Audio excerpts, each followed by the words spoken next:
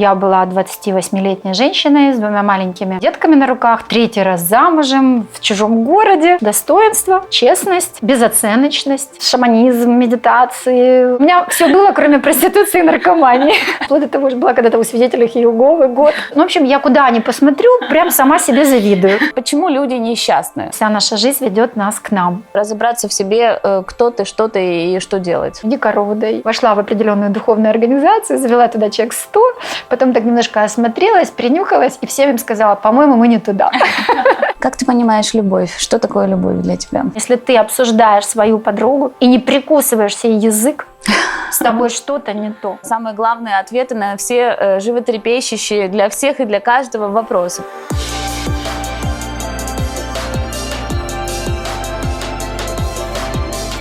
Дорогие друзья, всем привет! Сегодня я хочу вас познакомить с уникальным человеком, с уникальной женщиной. Мне кажется, у нас получится очень уникальный, нестандартный разговор. Сегодня в гостях я, в гостях в замечательном центре у Ирины Ищенко. Это центр системных решений. Ирина, на самом деле ее сложно достаточно представить, потому что слишком много всего нужно рассказывать, просто для того, чтобы передать ее опыт и сказать, кто она такая. Но я сделаю какие-то основные вещи, проговорю, чтобы вы понимали просто, куда мы попали и о чем мы будем разговаривать. Ирина Ищенко – психотерапевт, мастер системных расстановок. В прошлом. Расскажешь о моем прошлом.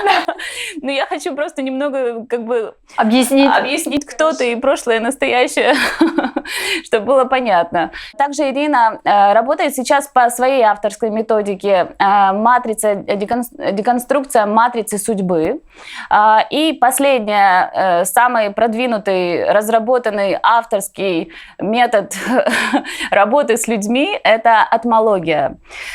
Все эти названия, которые я вам проговорила, в принципе, я думаю, может быть, вам особо ни о чем и не скажет, но мы сейчас будем расспрашивать Ирину, что все это значит, что она делает на самом деле.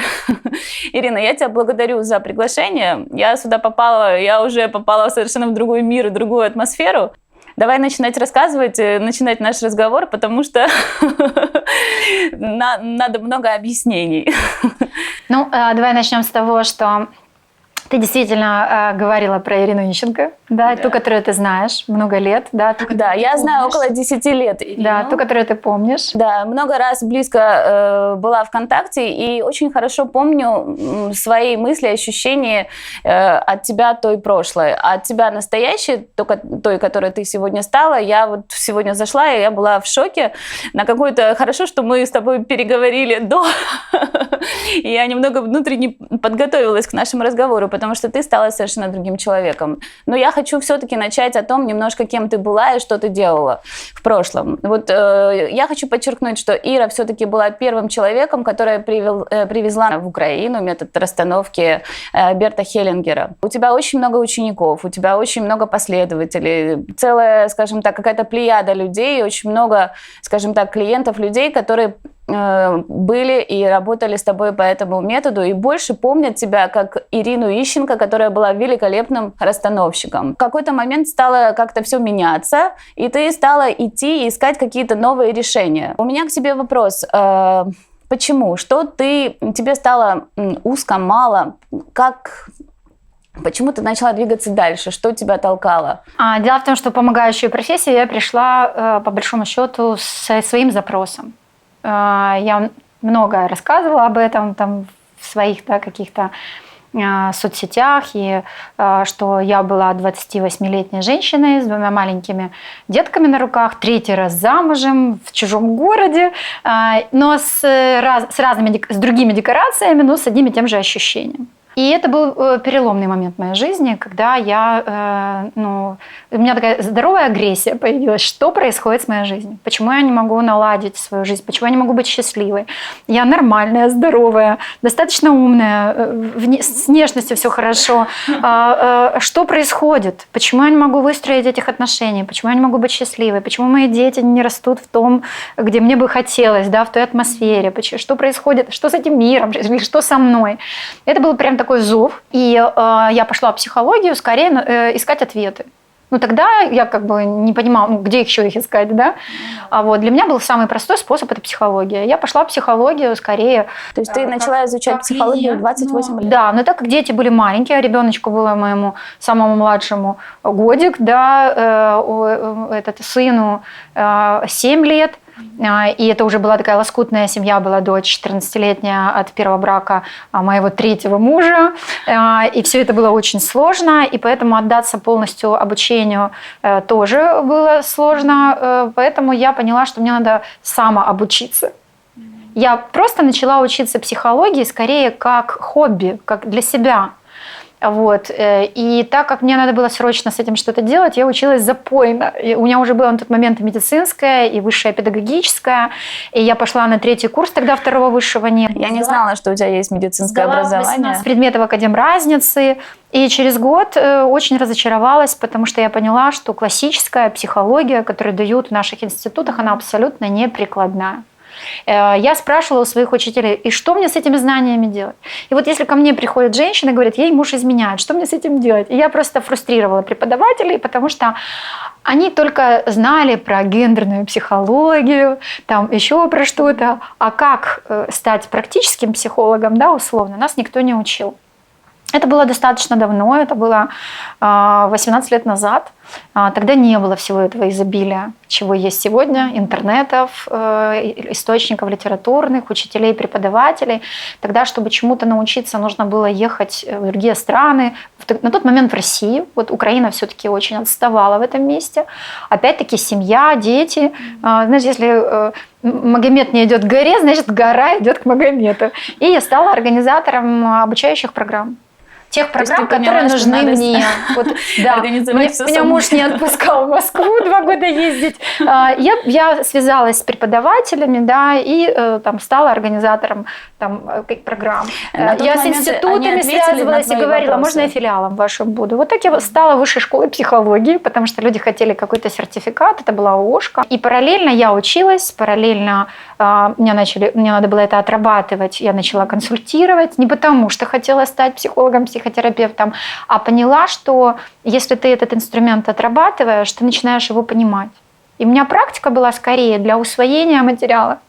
И вдруг оказалось, что это стало успешным, и это помогало людям.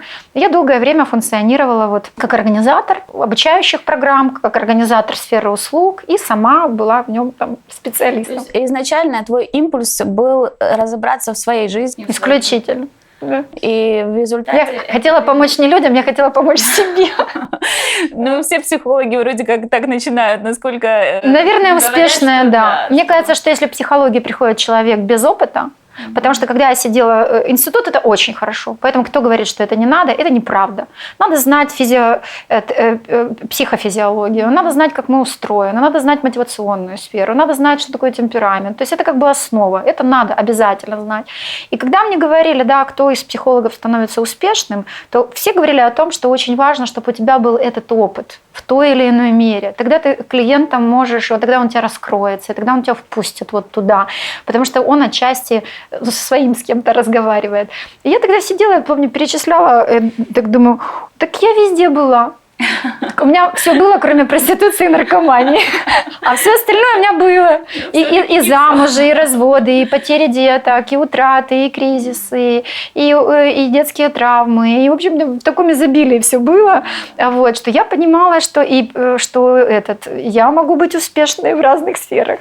Да, Сколько лет ты проработала как расстановщик? Смотри, расстановки были, наверное, тем, что внесло психотерапию в жизнь для меня.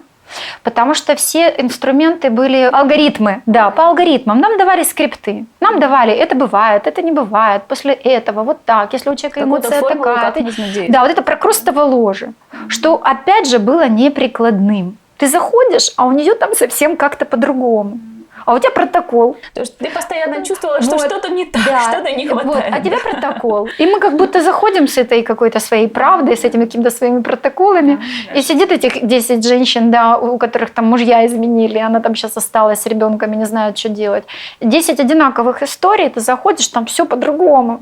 И протоколы все эти какие-то не такие. И я их стала отбрасывать и уже пробовать экспериментировать. И чувствовала чувство вины иногда, знаешь, что вот я что-то здесь тут химически встречу. Вот. Но когда пришли расстановки, то расстановки, по большому счету, принесли знание поля. Не зная, если психология – это знание о тебе как о биосуществе, где ты набор стимулов, реакций, характеров, там, темперамента, когнитивной какой-то сферы, то психотерапия сказала: психа, у тебя есть душа. Они про нее сказали, но не вошли. А для меня расстановки это было что-то, где ты попадаешь вот в это поле души, вот в эту уникальность, вот эту индивидуальность, где в этом бессознательном что-то раскрывалось. И вот это, наверное, было для меня такой вдох. Вот оно, вот оно. Вот. И поэтому, да, я прям в том направлении пошла. И мало того, что я со своей коллегой привезла расстановки в Украину, я организовала Украинскую ассоциацию системных расстановок, много участвовала в конференции различные, конгрессы организовывала, хотела вообще двигаться, чтобы это привнести на уровень академических знаний в университеты. То есть был период большого вдохновения. Вот этот период у тебя большого вдохновения, что тебя внутренне вело? Ты любишь масштабность, ты любишь, чтобы это пользовались, допустим, не только ты и твой круг, а там Украина, допустим. Зачем ты хотела сделать это большим? Допустим, ты решила свои вопросы на уровне своей жизни, а дальше? Я думаю, что это два импульса. Первое – огромное желание быть счастливой. И поэтому все, что помогало мне, это просто вот те же расстановки, это был инструмент, который наконец-то стал для меня действенным. Наконец-то я внутри себя много исцелила, починила. Наконец-то я начала видеть, как по-другому я выстраиваю отношения, как по-другому у меня в семье происходит, как по-другому. То есть это стало для меня результативным. Это одна моя часть, да, что это была моя движущая сила, и она не остается. Я стала организовывать группы выездные по различным там местам силы, еще где-то. Я не возила их туда, где прибыльно. Я просто не имела времени поехать туда, и я поэтому ехала туда с группой. И мы объездили полмира, потому что мне нужно было это место. Например, чтобы попасть в грот Марии Магдалины, ты не найдешь такой турпутевки. Тебе нужно прилететь в Ниццу, тебе нужно взять гида, который знает эту дорогу, тебе нужно проехать 150 километров туда, там может быть все закрыто, тебе надо согласовать очень много чего и так далее, понимаешь? И ты там постоишь. А я увидела некий сакральный смысл, что когда это группа, вот одному человеку из группы, по карме условно, эти двери должны открыться. Открываются для всех. А если в группе 12 человек, а у нас в Индию по 45 ездила, то перед нами открывались двери, когда гиды по 20-30 лет говорили: я впервые это вижу, я людей сюда вожу, там столько-то, да. Или человек говорит: я гид везде, но сюда, в грот Марии Магдалины, я приезжаю второй раз в жизни, но я никогда не слышала, что здесь может быть служба, и что нас там прям причащали. И я увидела в этом некое сакральное действие.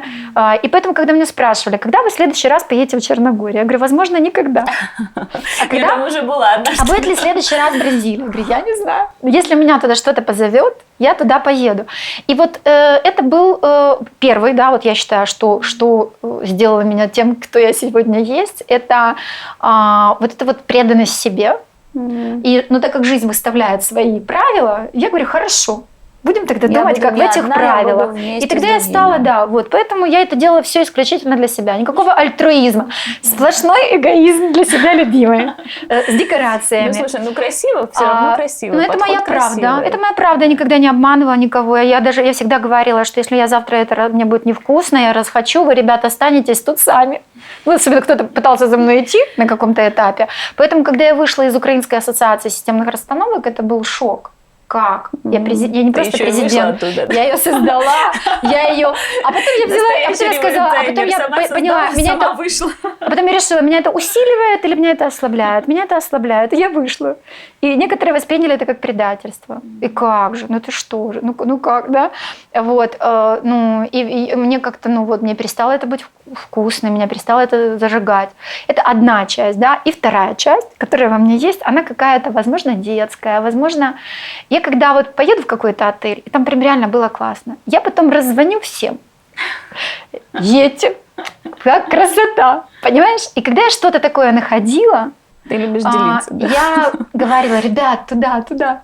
При этом я никогда не стеснялась, если приходила какая-то другая организация. Так, например, я вошла в определенную духовную организацию, завела туда человек 100, потом так немножко осмотрелась, принюхалась и всем им сказала: по-моему, мы не туда.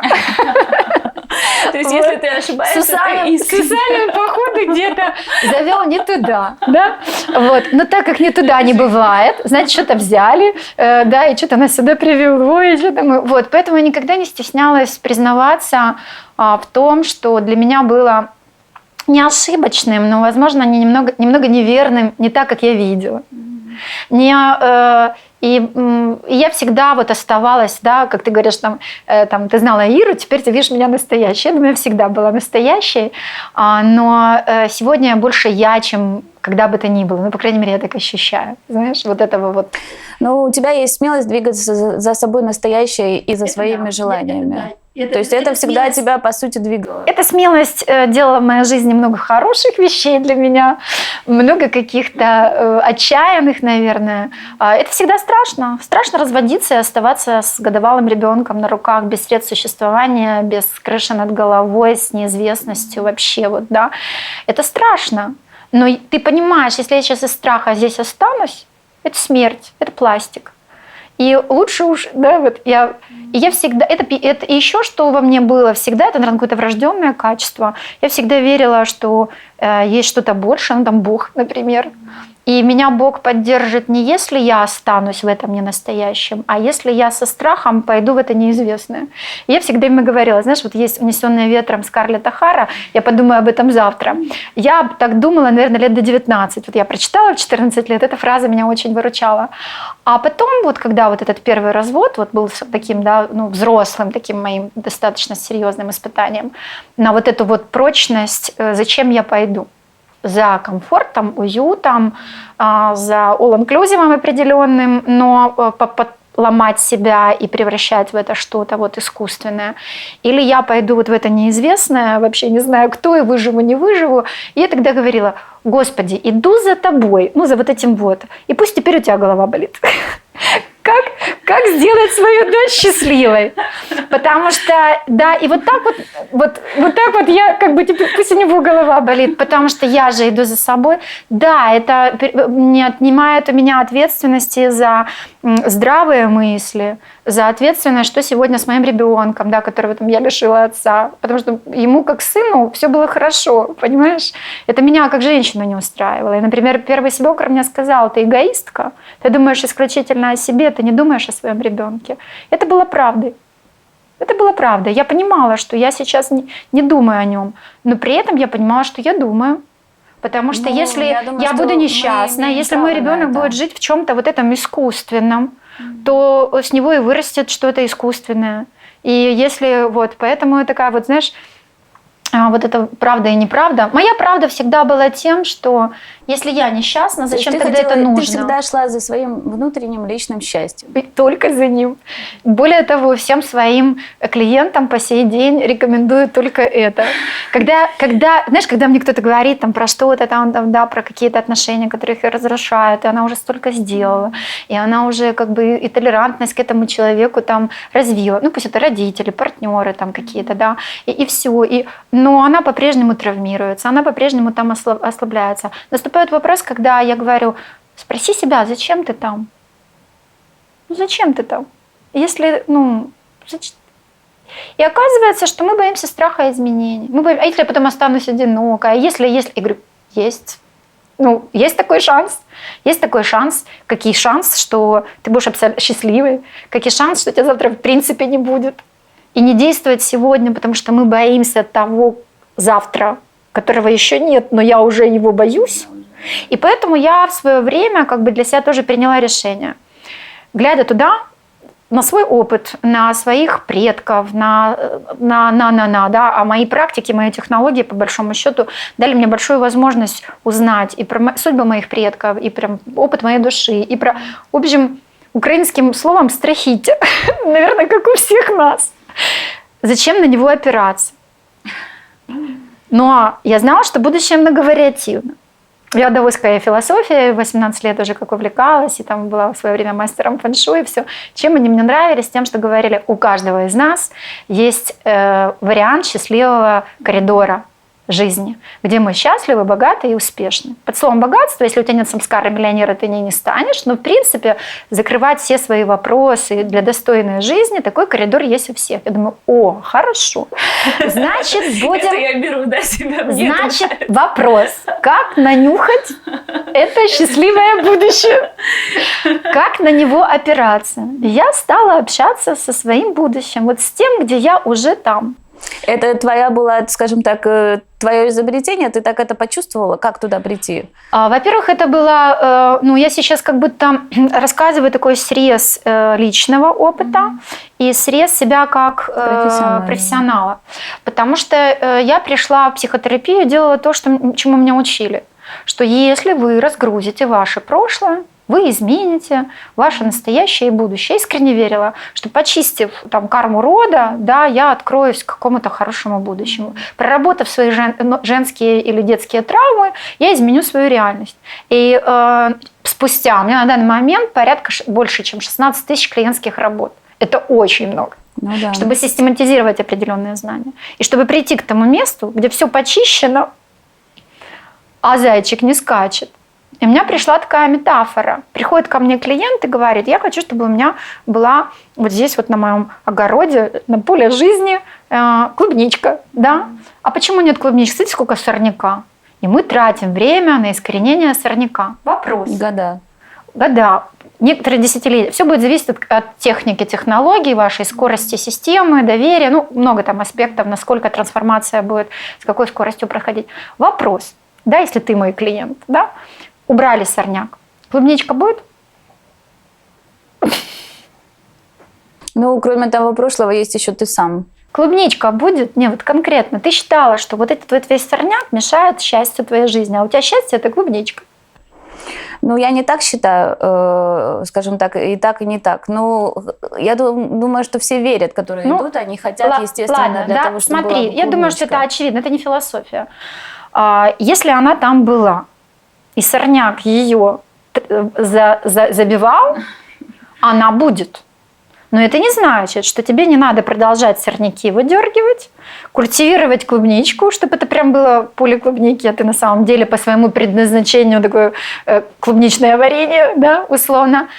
Но если ее там нету, то ее надо засевать, продолжая сорняки вырывать и так далее. И вот это, наверное, вот эти результативности, когда действительно люди что-то проработали, у них вдруг, они счастливо замуж выходят, у них там что-то меняется в жизни, они говорят, это помогло, это всех вдохновляет, и все побежали, да, вот, и выходят такие, говорят, как-то по-разному, да, там одна на тренинге, я магнит для денег, попрыгала, покричала, раз, у нее там прибыла, подружка скакала вместе с ней, говорит, знаешь, лучше бы я с тобой не прыгала, потому что у меня теперь вот там вот все посыпалось, для нее это вообще была триггерная зона, да, потому что она поактивировала программы, которые были там по раскулачиванию, по всяким ужасам, ей надо было сначала почистить, но если бы она даже пришла уже с очищенной, да, вот скажем так, вот этой программой, то я магнит для денег просто попрыгать и манифестировать, это не значит ним стать. Да. Ним надо стать.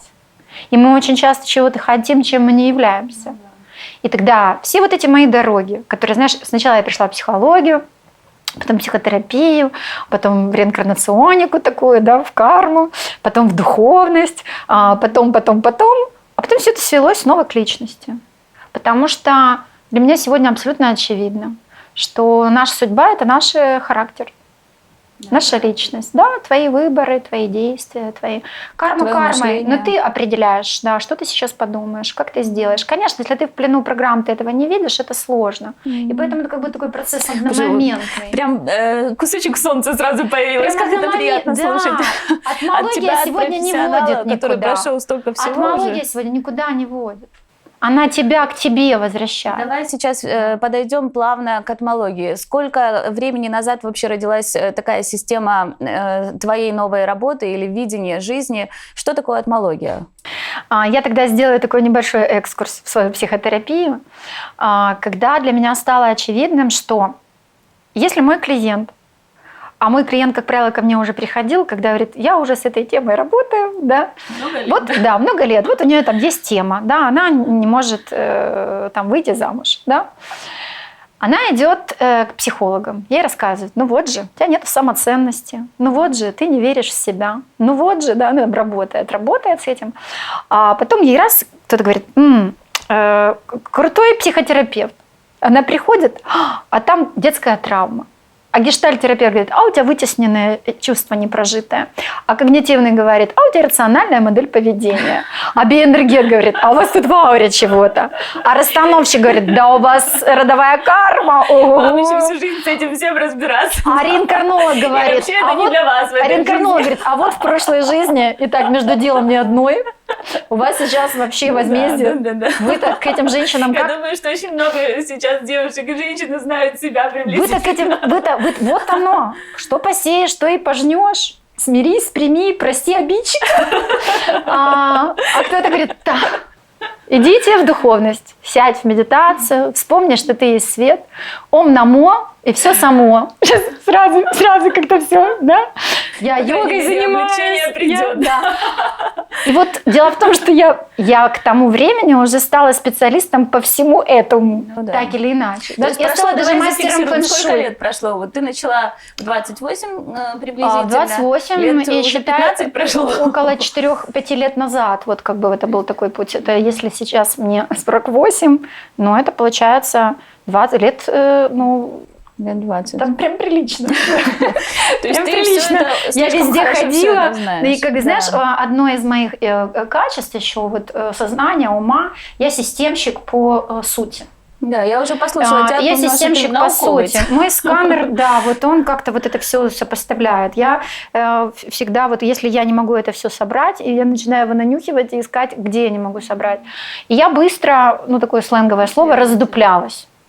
Я приходила, чем-то зажигалась, и потом я не разочаровывалась, потому что я начинала быть трезвой там. Я начинала понимать, если это работает, это имеет место быть. И у меня был вопрос, где ключевой заряд. Я начала Что со всем понимать, этим не что совсем я так, начала да? понимать, что и, конечно же, и травматерапевт что-то найдет, и реинкарнолог что-то, и что они все врут? Нет. И я начала понимать, что есть какой-то ключевой заряд, есть какая-то точка сборки. И мы начали ее искать. И я думала, что она где-то на каком-то уровне, там, в родовой системе, еще где-то. Так появились расстановки корневых динамик, в которых я, скажем так, достаточно долго была, и в них как авторская техника такая в расстановках реализовывалась. Вот. А потом я поняла, что эта точка может быть в каждой программе в разных местах. Был вопрос, как это найти. Пришли знания, которые соединились на знании квантовой механики. То есть наш тонкоматериальный духовный мир очень легко сегодня объясняет квантовая физика. Там, где мы уже не частица, а где мы волна. Там есть несколько основных базовых законов. Что все происходит сейчас, что есть закон наблюдателя, который наблюдает. И если ты беспристрастно наблюдаешь, тут сразу духовные практики приходят, да, то тут может запускаться аутопоэтический процесс самоупорядочивания, самовосстановления, самоисцеления. Что если, в общем, все вот эти знания привели к тому, что мы как-то не так видим это. Мы видим это плоско, мы видим это по времени, а оно как-то в объеме, оно как-то сейчас. Все существует А всё как-то, вместе. да, и вот этот ключевой фрактал, про который я говорила, да, я поняла, что он ключевой заряд, он же фрактал. С точки зрения физики фрактал – это точка, одномоментно находящаяся в разных точках пространства. Это когда ты находишь, я работаю здесь, но все, что здесь, и в родовой системе, и в твоей карме, и в твоей личности, и в твоих отношениях запускается на такое перепрограммирование условно, через твои инсайты, через твою смену конфигурации, через... Это такие, я думаю, я уверена, что за этим будущее. И я какое-то время это называла квантовой психологией. Потому что я брала психологические какие-то психотерапевтические техники. Потом я брала какие-то техники из духовных практик. Я параллельно была в различных духовных практиках, искала тоже. Я видела, что все одинаково везде. В религии все одинаково, в духовности все одинаково, в психологии везде все одинаково. В принципе, все говорят про одно и то же, но на своем термине, на своем языке. Соединяя все это, я поняла, что вот оно, и у меня нет названия, что оно. Туда не подходило ничего. И даже квантовая психология тоже не подходила. Потому что она соединяла внутри себя и нейрофизиологию, эту же квантовую физику, какие-то древние знания Востока-Запада. И к тому моменту я уже шаманизмом увлекалась и получала различный опыт, потому что он давал знания вообще про устройство материи как таковой, да, вот про вот этот тонкоматериальный мир, духи природы, духи, то поле нашей планеты, в которой мы включены, оно живое. Вот. И у меня уже было это, и я не знала его как назвать. Знаешь, а вот как в Библии написано, вначале было слово, и слово было у Бога. И это было имя. Да? И я понимала, что оно не поименовано. И год я была вот в таком... Я не могла никуда двинуться, хотя вот оно уже, потому что я не могла это назвать. И это случилось в Индии. Я была на такой юридической процедуре, называется ширадара, когда тебе масло льют вот сюда. Вот. И когда после всего этого женщина, как правило, там, которая делала, она выходила из комнаты, и я вот в такой швасане лежала. Там, да. И я слышу атмология. Слышу, причем физически слышу. Глаза открыть не могу, потому что масло в глазах. У меня индуска моя, да, это женщина. Слово по-русски, без акцента, без... Я еле долежала. Да, и второй раз услышала. Атмология. В этот момент я могла сказать 100%, что я это слово слышала, я его знаю. И я не могла вспомнить, что. И логия понятна, психология, я знала, что это какая-то наука. Атма для меня ассоциировалась с словом «дыхание», потому что расстановщики первые, которые приезжали, это были немцы. И они вот клиенту вот в тот момент, когда вот приходили к этому ключевому заряду, к тому, где и там идет замирание, там стагнация, смерть такая, и клиенты в этот момент перестали дышать. И там атма, дыши. И вот я там немецкий не знала, но атма, это значит, мы нашли, и это в поле было видно, когда поле подходит туда, и вот клиент дышал, и через заместителей, да, через все это начинало растворяться, запускался вот этот вот, и любовь потекла, и запускался вот этот процесс аутопоэза, вот этот красивый процесс, за что, в принципе, да, как бы расстановщики и полюбились, эта техника, вот это, потому что это было живое, что-то без алгоритма, что-то, когда система сама себя, да, что-то, что можешь почувствовать. Объяснить нельзя, но феномен, ощутить может каждый, да. Вот. И вот это у меня атма. И я думаю, наука про дыхание. А я уже на тот момент достаточно хорошо знала йогические дыхательные техники. У меня была инициация посвящения крия-йоги, как через дыхательное дыхание по меридианам запускать по-другому процессы. И я понимала, что вот они, эти программы. Ты запускаешь по-другому траектории, но это древнейшее знание. Мы даже подписали договор о неразглашении. Я не могу эти знания вынести, потому что пообещала. Слово-то я нивелировать могу, но и все равно это принадлежит этой системе. Но они дали мне крутое понимание, что наше дыхание движется по определенным, вот представь, лабиринт вот, да, огромнейший, но у него есть структура разная. Но если ты знаешь, как запустить, ты меняешь траекторию. Ты меняешь траекторию, знаешь, другая синапсовая связь, другая реакция потом будет, другая. И я думала, что это что-то про дыхание. Вот. В общем, если я дождалась, узнала, что никого не было, была очень удивлена, дошла там до номера своего, набираю в интернете, такого слова нету. Нету его на русском, нету его на английском. Набираю атма, да, это душа, причем дух, но дышащий дух, воплощенный дух. Дух, типа который проявленный, живо. У нас, у славян это живо. То есть душа, есть живо. Живо – это воплощенная душа. Это с индийского? Атмология, да, атма – это из санскрита. Атма, вот если вы зайдете в Википедию, вы найдете это душа, дух, самость. То есть номинальная идентичность, высшее я твое. Логос – это смысл, суть, знание. То есть знание своей сути. Знание смысла, или он говорит, смысл твоего дыхания. Да? Вот. И логос – это древнегреческое слово. И у меня такое было счастье вообще от того, что во мне помирилось вот этот Восток и Запад. Вот эта душа и знание, вот эти вот наука и вот это то, что тонкоматериальное такое, ну, с чем ты соприкасаешься и о чем ты знаешь. А в моей жизни было очень много медитаций, очень много состояний и опыта из этого. И все это как-то во мне помирилось, и это помирилось в этом слове. И я приехала и сказала: все, теперь у меня есть атмология. У меня есть атмология, значит, я атмолог. И теперь я говорю: я атмолог. И когда мне говорят: это кто? Психолог, коуч, я говорю: это атмолог. Ты думаешь, что это случайность, что это слово и это понимание к тебе пришло в Индии или нет? Нет, это не случайность. Я точно знаю, что я это сама себе сказала из уровня Эвы. И Ирина Ищенко сегодня это мое паспортное имя, оно остается официально, документально, но в процессе вспоминания себя, в процессе контакта, соединения с собой. Это можно сказать, что соединение со своим высшим «я», можно сказать, что это соединение со своей сутью. Но это не форма, это спектр. Это вот, например, Эва, да, это аббревиатура. Это ну, из древнеславянского это есть, бытие, да, ви, ну, ведать, знать, и азм, себя. То есть бытие, познающее себя. Или я, познающее бытие, потому что эти аббревиатуры справа налево читаются. И это было такое счастье вспоминания себя, потому что я действительно алхимик. Мне всегда было интересно. Вот мы там с тобой, да, немножко поговорили до, и я рассказывала, что я с детства любила готовить, но когда я заходила туда уже во взрослом возрасте, что мне там нравилось? Мне нравилось вот эту глазурь сделать так, чтобы она гнулась, чтобы она была мягкая и чтобы она была вкусная. То есть мне нравилось вот это вот находить вот эти вот соединения.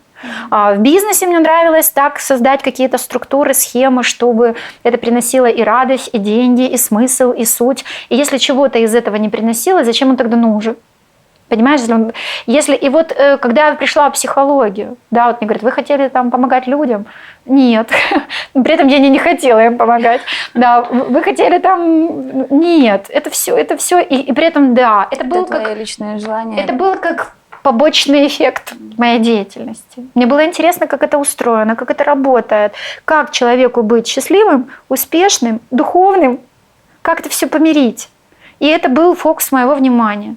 И если мой истинный спектр — бытие, познающее себя, да, и я, познающая свое бытие, я реально прям пришла к себе: вот она я, да, я не в чистом виде творец, да, я не генерирую музыку, я не генерирую стихи, хотя я их и генерирую, но уже из этого. То есть, понимаешь, как будто ты находишь ту сердцевину, кто ты. Это тема предназначения, это тема твоей истинной сути. И я вижу людей, да, вот одни создатели, другие строители, третьи там химики, четвертые. Вот мы все там кто-то. В этой большой вселенной ты какой-то спектр Бога большого, но из какой-то его части. Вот я из той части, которая интересна, вот это все. Вот. И вот так вот, скажем так, постепенно, соединившись и понимая, зная, да, я стала уже совсем в другом чем-то развиваться. Я хочу, перед тем, как мы перейдем к тому, кем ты стала, для меня это уже, честно говоря, очень счастливая тема, потому что, мне кажется, вот, скажем, то, что ты делала в психологии, как психотерапевт, расстановщик и так далее, со всеми своими духовными практиками, до этого момента это какая-то одна история, и после этого момента, когда ты уже поняла, кто ты, и ты родилась заново, это уже другая история, и для меня она счастливая, потому что я тебя вижу постоянно во всех соцсетях, везде абсолютно счастливого человека. Ну, и еще до этого я хочу тебе задать пару грустных вопросов, чтобы мы потом эту тему грустную отпустили и перешли уже к тебе, да, сегодняшней и к счастливым вопросам. Ты очень много знаешь историй, через тебя очень много прошло людей, и запросы, как правило, у всех более-менее похожие. Немножко есть разности, у каждого свои проблемы, но если взять это все прошлое, которое ты уже переработала, почему люди несчастны? Вот, скажем, основные понятия, принципы. Почему люди просто несчастливы? Для меня сегодня все просто, потому что они не являются собой. Они залипают вот в этих вот программах, родовых, детских травмах, компенсациях, желании понравиться, вот так научили, вот так рассказали. Большая часть клиентов ко мне приходит с разными запросами, но они все хотят знать следующее. Что нужно сделать, чтобы было по-другому? То есть они хотят получить рецепт, скрипт, что ты должна сменить модель действия. Это как будто правда. Но ты можешь сменить модель действия, если ты сменишь модель мышления. Чтобы сменить модель мышления, здесь, значит, нужно мыслить из чего? Не из чего-то другого. Из себя. А для того, чтобы мыслить из себя, у тебя должен быть контакт с этим «я». И я условно говорю, что люди забывают, что мы живем внутри Бога, и Бог живет внутри нас. А вот весь вот этот слой, да, я называю его хрусталь, вот эта вся многоуровневая наша система. И наше сознание залипло вот в этом, и идентифицирует себя с этим. Осознанно, неосознанно. Есть вот этот бэкграунд мира Нави, про который рассказывает наша славянская традиция. И мы из него действуем. И наше осознание себя ассоциирует вот с этим, и мы неосознанно действуем. И чем сложнее, чем тяжелее, тем больше это робот. В полном смысле слова. У него нет контакта, что я, кто я, чего я хочу. Я хочу того, чего хотят все. Я хочу,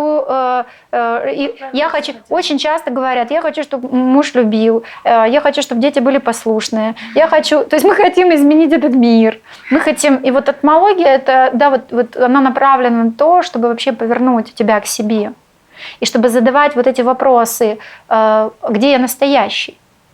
И тогда вопрос, если я твоя подруга, и я сейчас рассказываю тебе регулярно там, про своего мужа, скотину, который изменяет мне еще чего-то. Да, я могу сейчас пойти к тому, что я твоя проекция. Это я тебе что-то рассказываю о тебе же. Я могу пойти к тому, что много-много чему. Но я могу сейчас остановить тебя здесь и сказать, если тебя тошнит от этого, а я уже это делаю 2 года подряд, то почему ты меня слушаешь?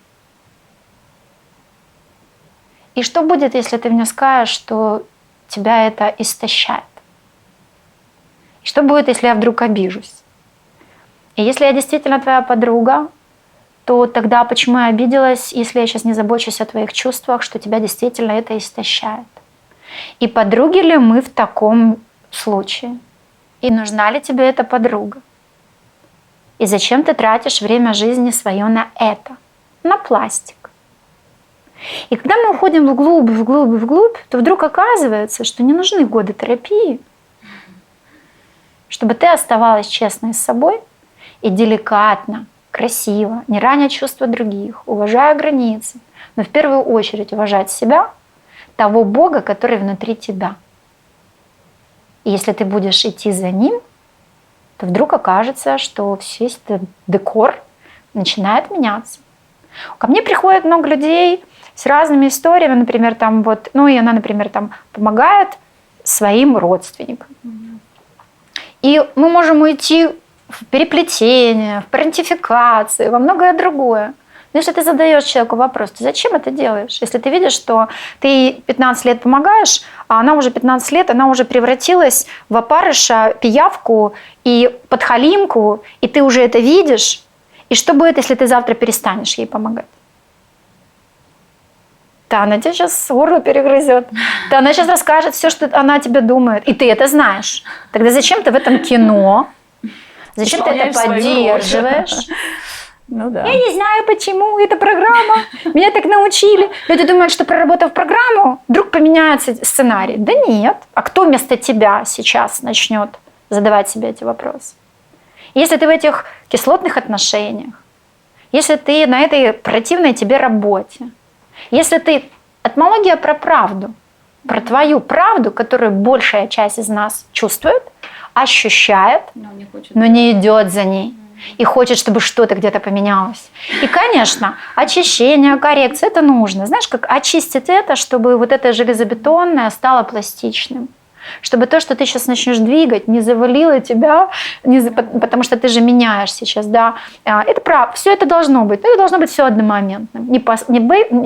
Поэтому, если здесь есть какой-то алгоритм, то это скорее, что первые шаги это все-таки про очищение, про осознание, про исцеление, про травматизацию, про то, чтобы вернуть на орбиту все свои электрончики из прошлых воплощений, чтобы активировать ресурсы рода, чтобы детскую часть души, детские травмы исцелить, чтобы что-то завершить. Это правда. Ну, просто как бы фокуса внимания больше здесь.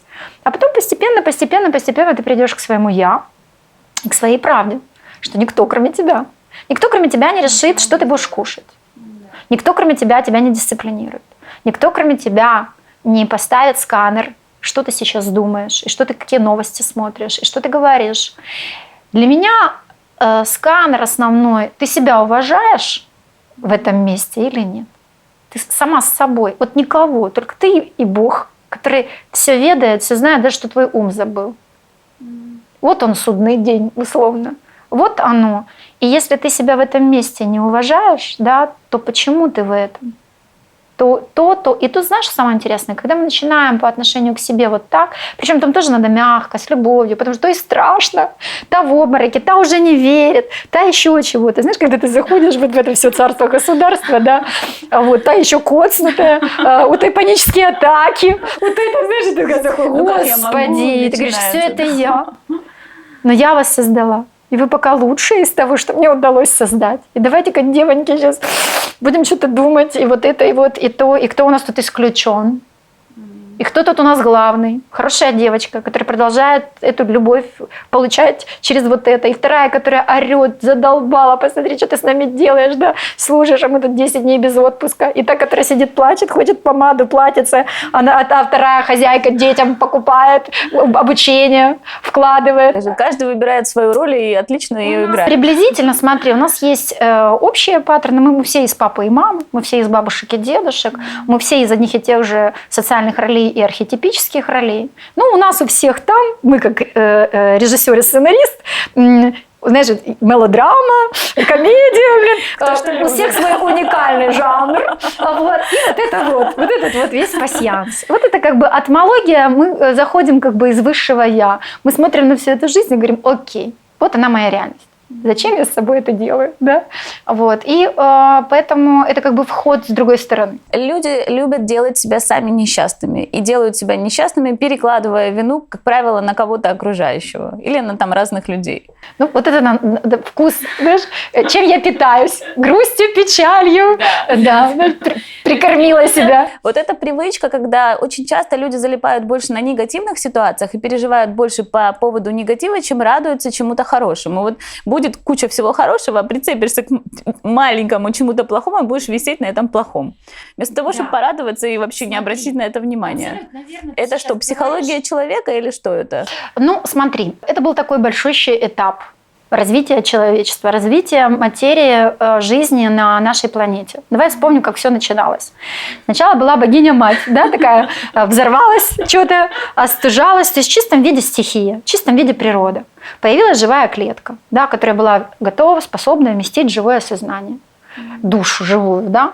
И вот зашло сознание и училось быть инфузорией туфелькой. Училась дышать, училась двигаться, училась быть многоклеточным каким-то существом, училась быть растением, училась быть животным, училась быть стихиями, дельфинами. То есть мать природы такая, мать была в чистом виде, без неокортекса, без ума. Просто в чистом виде вот этот бульон, из которого что-то рождалось, из которого что-то, да, хорошо дорожало человеческое тело. И появился у нас есть рептилоидный мозг, такой, да, в чистом виде выживания. Потом у нас есть лимбический мозг, уже который вот отвечает за вот этот животный мир, за эмоции первичные. У животных же уже есть базовые эмоции. Животное уже может радоваться, бояться, грустить. Понимаешь, уже мы вот научились и получили тело с неокортексом, серым веществом. И та-дам! Заключаем теперь союз. Мы осознали. То есть человеческое тело позволяет нам самоосознаваться, самореализовываться. Все, мы получили возможность действовать. Действуя осознанно. Не по программе инстинкта, стимула реакции, а прям вот действуя. И мы заключили союз с высшим, с умом, с интеллектом, с неокортексом. И это как раз вот та история, да, те праджапати, наши прародители Адам с Евой, это человечество, которое было создано под эту вот эпоху. Бог не жесток, но вот таковы были правила. Идите и научитесь выживать. Ну, вот когда нас из рая выгнали, да, нас выгнали вот в эту вот материю, они выпустили и сказали, да, ей предупредили, что будешь в боли рожать.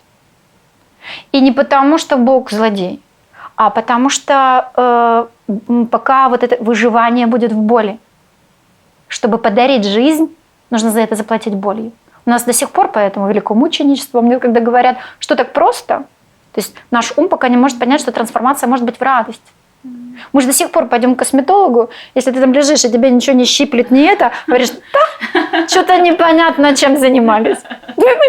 Вот если он это, понимаешь? Вот, мы так, потому что мы привыкли, что рождение нового – это боль. Да, через труд. Это труд, это боль. Мы до сих пор себе не можем позволить легкое счастье и радость, потому что а чем заплачу? Если просто так пришло, ничем не заплатила, значит, сейчас будут спрашивать, понимаешь? Обязательно что-то произойдет, да. что все И разрушится. что сказали мужскому, нашему, то есть как мы будем действовать? Это так будет, внутри счастье будет рождаться вот так. А мужское это же действие, да, хлебом насущным, как бы потом и кровью. Это значит, что выживание, материя, векторное все, мужское, границы, достижения, преодолевание, целеполагание, удержание, то есть мужские все аспекты будут пот и кровь. Вот мы пошли в эпоху, которую мы так и назвали Homo sapiens, человек разумный. Собирали знания о жизни, о выживании и достигли того уровня развития, когда на планете существует одномоментно два вида сознания, условно, можно их вот так вот разделить. Одним уже невкусно преодолевать, достигать, бежать, соревноваться, воевать, завидовать, невкусно быть разделенным, невкусно причинять вред другому и планете, невкусно вот эти модели, все достигли, познали. Другим, которым еще интересно. Война, еще что-то. Вот я буквально сейчас посмотрела шикарнейший ролик. Мы там сейчас на Фейсбуке его выложили.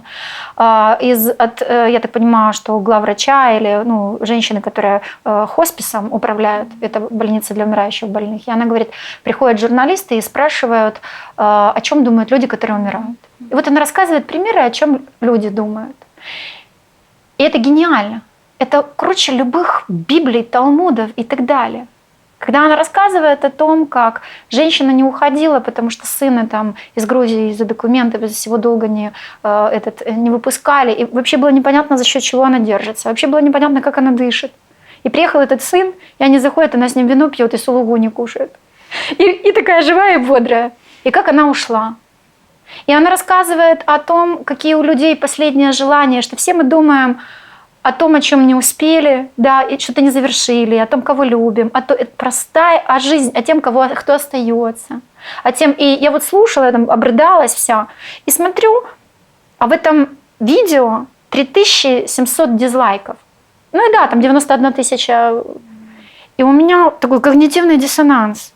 Кем надо было быть, чтобы, прослушав это, жизнь, она не рассказывает историю, она не рассказывает философию, она просто дала батарею примеров, как люди уходят, и ты после этого, вот она психотерапия, когда ты вспоминаешь, что ты человек, когда ты вспоминаешь, что вот эта скоротечность, мимолетность, на что мы тратим, на что, вспоминаешь, вот понимаешь, вот оно, и 3700 дизлайков. Это кто? Это те, кому вкусно что-то другое. Это те, кому вкусно посмотреть войнушку, ужас фильма, фильмы ужаса, порнушку, наши новости, где все это вместе взято. Порнушка, боевик, и так далее, понимаешь? Вот, и понимаешь, это правда. И спроси у такого человека, ты зачем это с собой делаешь? Ведь это разрушает твое сознание. Ведь это разрушает твои клетки тела. Ведь и тогда спроси, зачем? Ему вкусно. Его нельзя за это осуждать. Квантовый переход, да, вот если мы забудем про духовность, вот эти все, что сейчас рассказывают, про Кали-югу, можем через разные призмы посмотреть, но абсолютно очевидно, что с нашей планетой что-то происходит. Абсолютно очевидно, что с нашим сознанием что-то происходит. Абсолютно очевидно, посмотри новости Discovery про зеленое топливо, про то, что люди делают, про то, как они спасают животных, и посмотри там про то, что там где-то происходит в другом месте. Это две реальности. И люди сегодня становятся более осознанными, люди больше выбирают.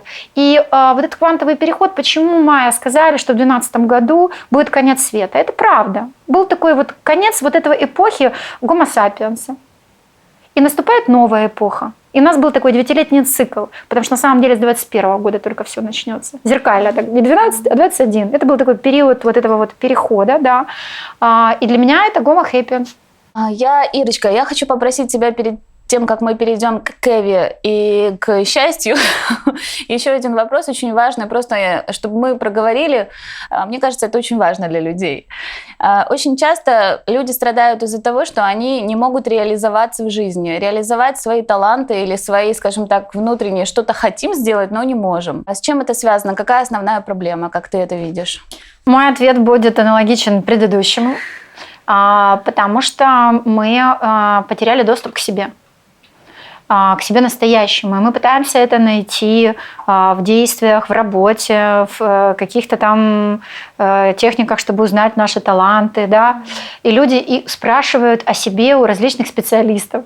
У астрологов, у нумерологов, у психологов. Они приходят и говорят: расскажите, кто я. Да, кто я. Вот. И я сейчас объясню, на таком человеческом языке, где это произошло с нами, со всеми. Потому что мы все в одинаковых условиях.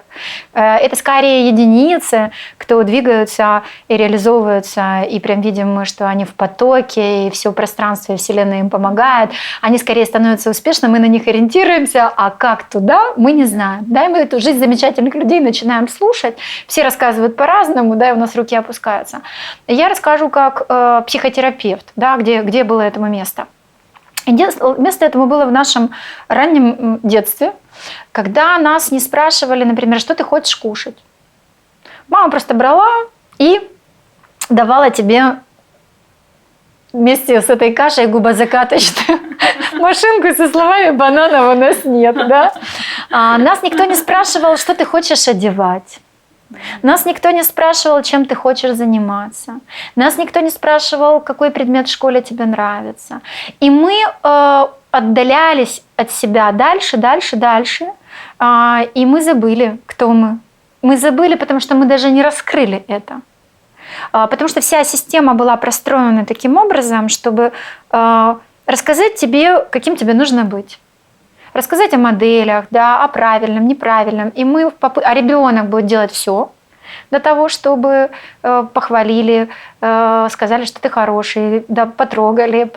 А у нас же как там сразу была система поощрений или наказаний. Да, если ты делаешь что-то не так, мама недовольна, двойки ставят, еще чего-то. И вот так мы ушли. И большая часть из нас, когда уже заканчивала школу, мало кто мог ответить, кем ты хочешь быть. И даже те немногие, кому удавалось узнать это, надо было, чтобы они вызов бросили своей семье. Хочу быть актрисой, а мы стоматологи, ты чё? Хочу быть, да, или там, например, внешние обстоятельства. Я из какого-то поселка, а чтобы учиться, надо туда ехать, а это деньги. А не с нашим счастьем, иди корову дои, да? Вот. Или с этим денег, как мне в свое время говорили, куда ты прешься в эту психологию? Психология денег не заработаешь. Или там шли туда, где есть блат, где могут устроить, или где тебя возьмут. И мы предавали себя. Предавали, а теперь сидим и приходим и говорим: расскажите мне, кем мне быть.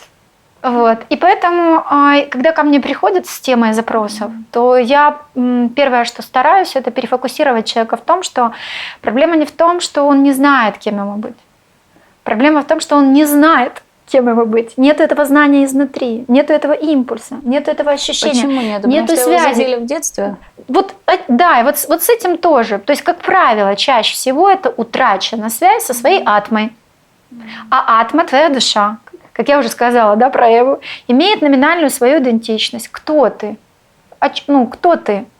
И ты можешь реализовывать, я, например, вот этого своего алхимика могла, наверное, реализовывать где угодно.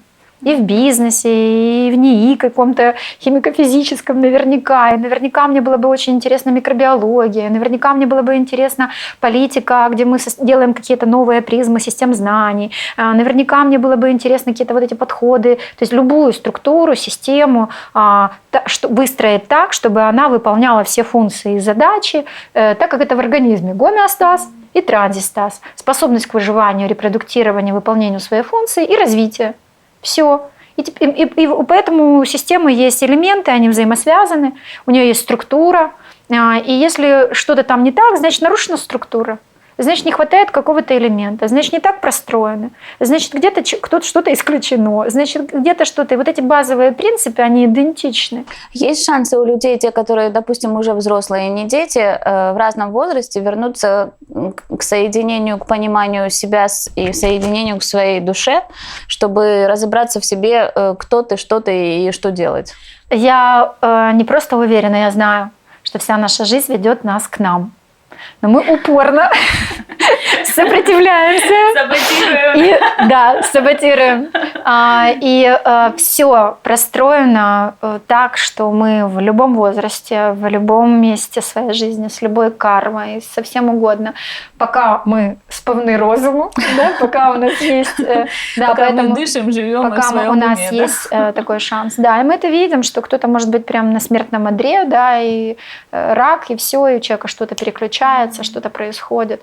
Мы видим, как вообще наши трагедии, болезни поворачивают нас к себе. Мы видим, как пока, к сожалению, наше развитие и вспоминание о себе из вот этих вот из боли. Но это еще вот старая матрица так работает. То есть, когда у человека вопросы и проблемы, непонимание, что делать, просто нужно возвращаться к себе. Ты делаешь что-то не то. Не то, что всегда? Если ты несчастлив, ты делаешь что-то не то. Все, если ты болеешь, ты делаешь что-то не то, прекрати это делать. Что-то надо поменять. Прекрати это делать, да. И в этмологии мы много даем инструментов самопомощи. Я вообще, моя задача, вот как сказал один из моих учителей, уже ныне покойных, Воронов Марк Владимирович, по-моему, ты тоже была с ним знакома, нет? Нет. Вот он сказал, что удавшийся специалист, психотерапевт, это не тот, кто вылечил, а тот, кто дал, не тот, кто накормил, а тот, кто дал удочку. И у меня эти слова, как первичные импринтинги, были эталонными, что человек должен стать экспертом в своей жизни сам. Никто никогда в жизни ему не расскажет. Я увидела сотни тысяч систем, я увидела, идентичных, с одинаковой историей. Заходишь, там все по-другому. Ты должен стать экспертом по себе. Ты должен себе рассказать про себя. Ты должен самоорганизоваться, и ты должен... Ты. Никто этого не сделает. И ни при каких обстоятельствах. Поэтому пока мы ходим, мы ждем, что за счет каких-то специалистов что-то исцелится.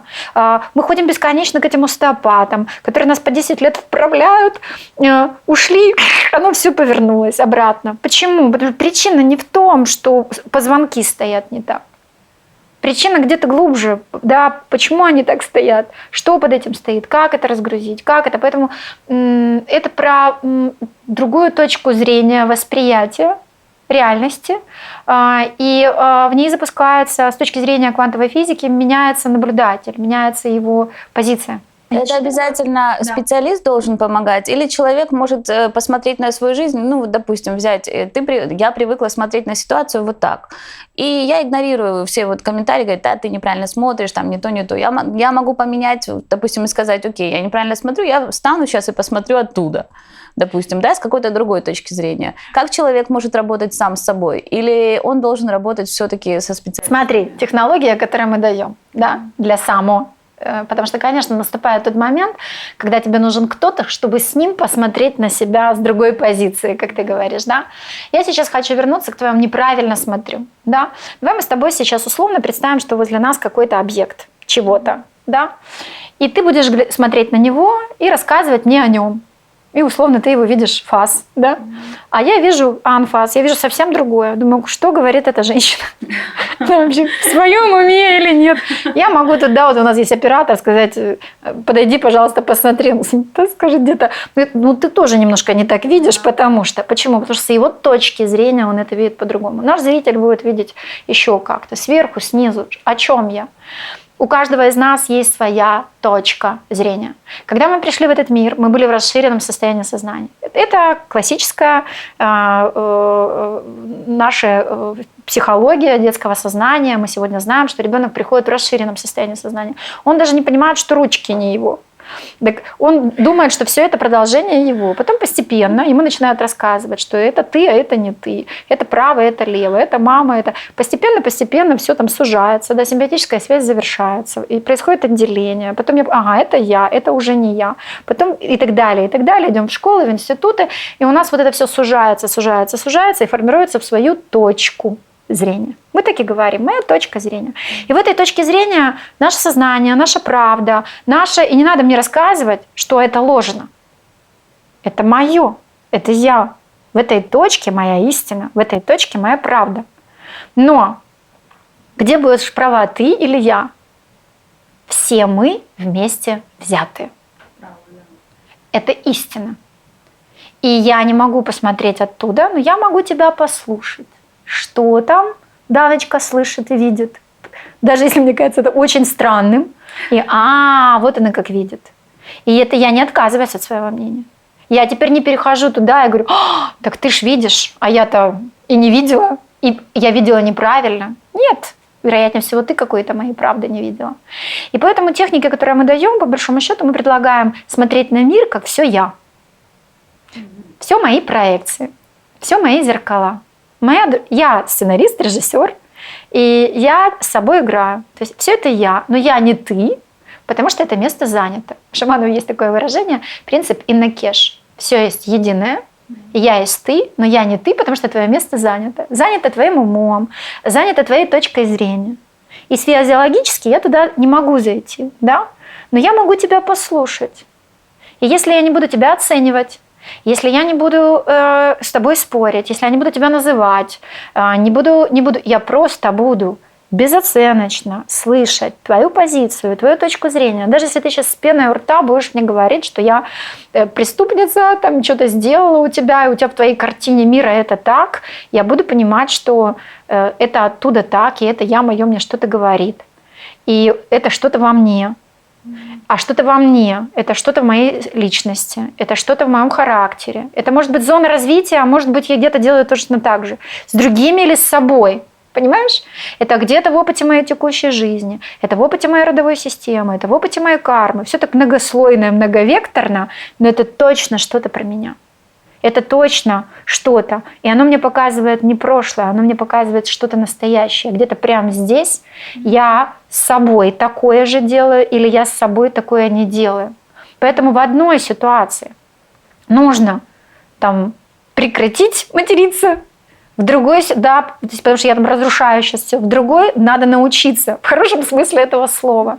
Где-то нужно научиться отпускать кому-то нужно научиться хватать и защищать. Кто-то должен начать думать про духовное, кто-то должен больше перевести фокус на материальное, кто-то... Нет рецептов. Иначе за всю эпоху Homo sapiens мы бы уже сделали такие таблички, а наши люди продолжают ходить к психологам и говорить, а как правильно? Она приходит, ей сказали, что правильно, когда мужчина делает это, а она этого делать не должна. И вот она сидит, рушится у нее все, но она, специалист же сказал. Ну, да. А у нее, возможно, совсем по-другому, у нее совсем иначе, а возможно, у нее, да, и важно помнить, когда мы спрашиваем, да, мы спрашиваем в этимологии, что все есть я, да, мы прям представляем, что на ладошке у меня все это. Вот я с тобой сейчас сижу и разговариваю, да, и какое-то мое я задает мне эти вопросы. И важна даже не суть, не смысл, там, да, а что я зачем это все? Это не просто, чтобы зрители послушали, еще что-то. Хотя, возможно, я благодаря тебе сейчас расширяюсь, и кто-то это слышит. И какие-то мои другие я на периферии, которые такого слышать не слышали, сейчас будут получать, да. Но все это у меня на ладошке. У тебя какая-то другая картина. У тех, кто смотрит на нас, тоже два моих я таких разговариваю. Да, такая осознанная шизофрения. Для чего? Для того, чтобы задать вопрос, чему меня это учит, что должно быть по-другому, на чем это может соединиться. На чем это? И вдруг оказывается, что человек приходит ко мне с проблемой, потому что у него какие-то очень сложные взаимоотношения в семье с родителями. И мы приходим к тому, что они просто не умеют общаться напрямую и говорить о своих чувствах. Что они хитрят, юлят, друг против друга там где-то собираются, чтобы там, найти там, виноватого, ищут виноватого, не берут своей ответственности.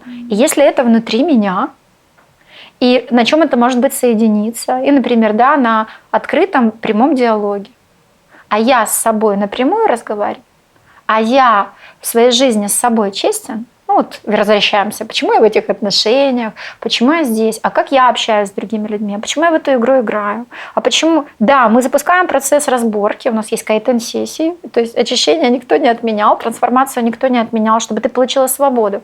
Свободу от кого, от чего? От себя. От старой синапсовой связи, от старой программы, которую ты создала, и ты сейчас в плену, рождение себя из себя. Высвобождаем себя от себя, вытаскиваем себя, как этого паучка, из старых структур, из старой матрицы. Она жить хочет она жить на страхе, сомнении, и все, никто не хотел умирать, да? Поэтому, а у нас это всегда боль.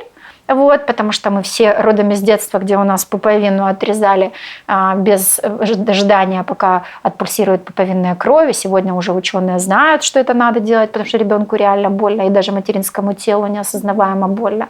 И вот это неумение отпускать, неумение переходить. И постепенно, просто через вот эту другую немножко призму. Мы просто предлагаем посмотреть на это сверху, условно.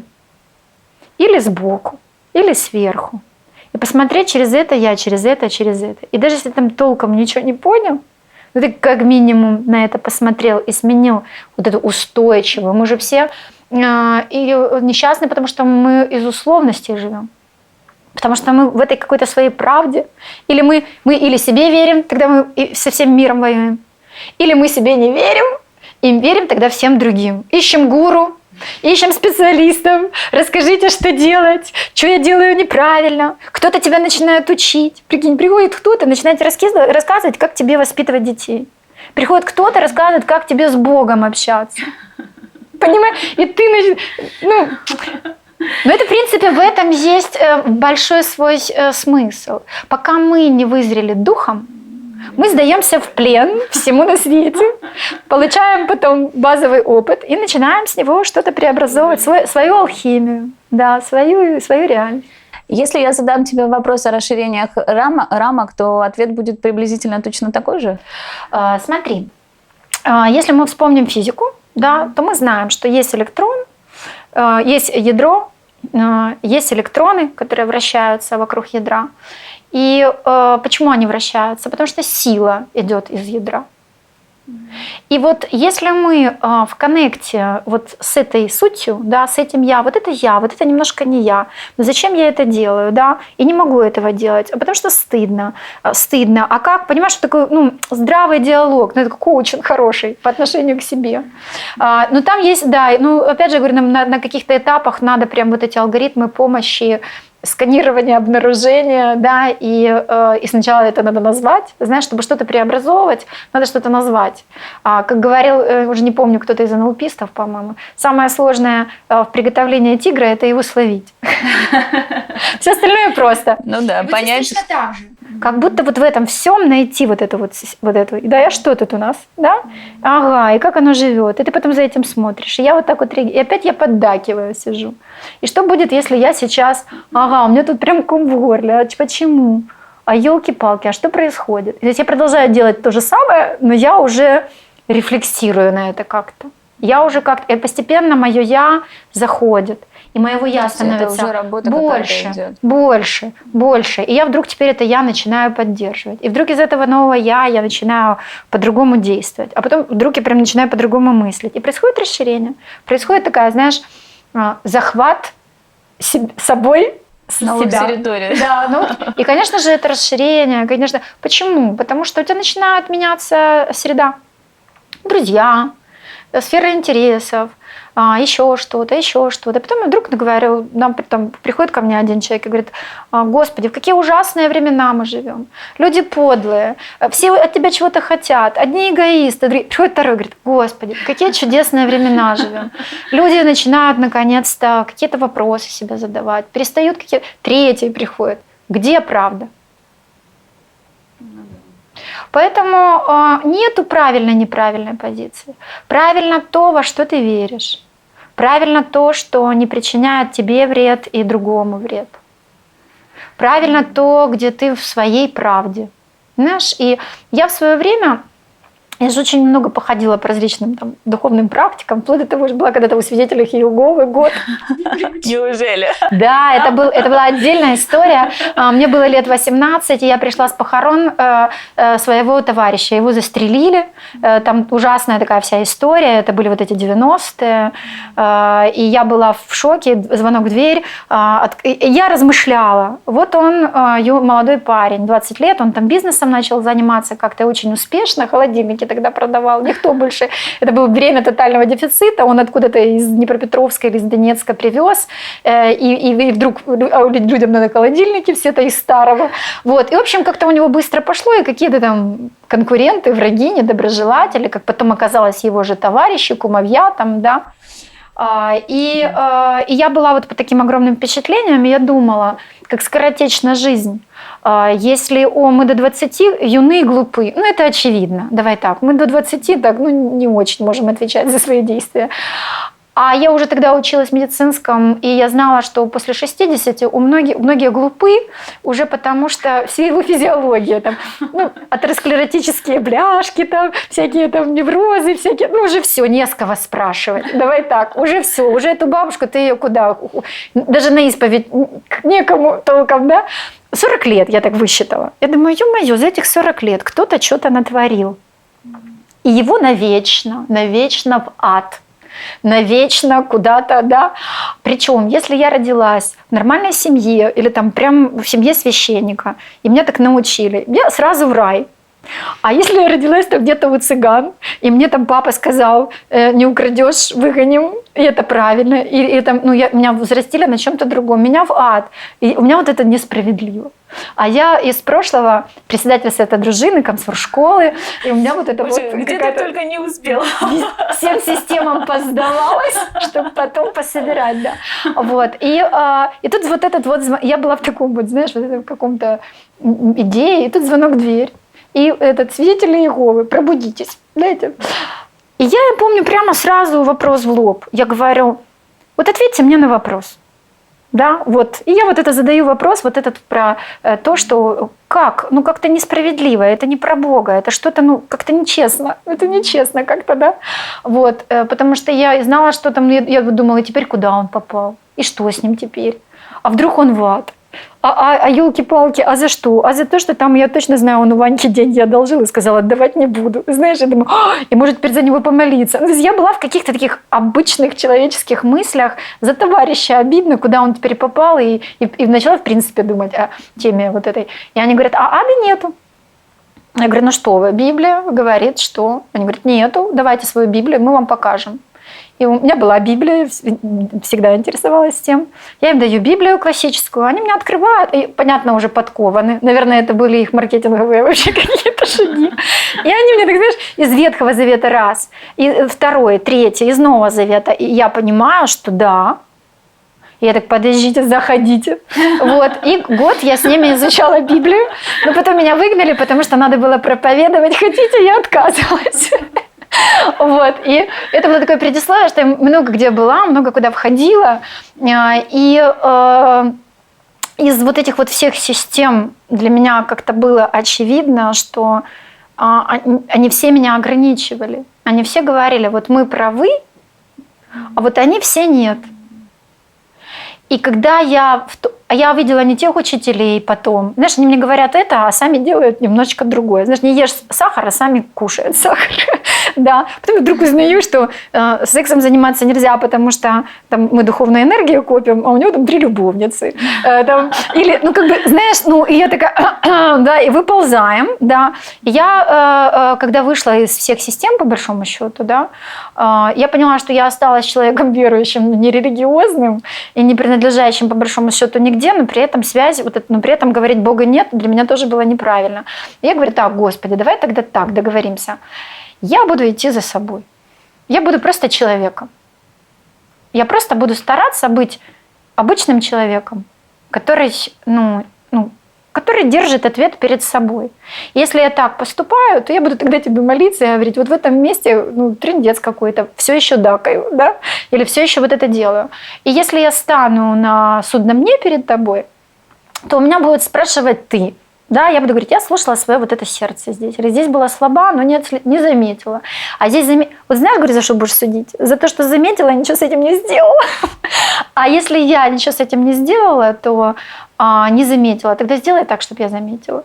Пусть у тебя теперь голова болит. И знаешь, и когда мне когда-то на каком-то этапе кто-то из коллег сказал, вот когда я уже там шаманской всей вот этой традиции начала знакомиться, начала по большому счету что-то менять, но еще не строить, да, ломать не строить, но тот процесс, когда переформатирование. И я помню, мне какая-то коллега пришла и сказала, говорит, у меня есть ощущение, я не понимаю, туда ли ты идешь?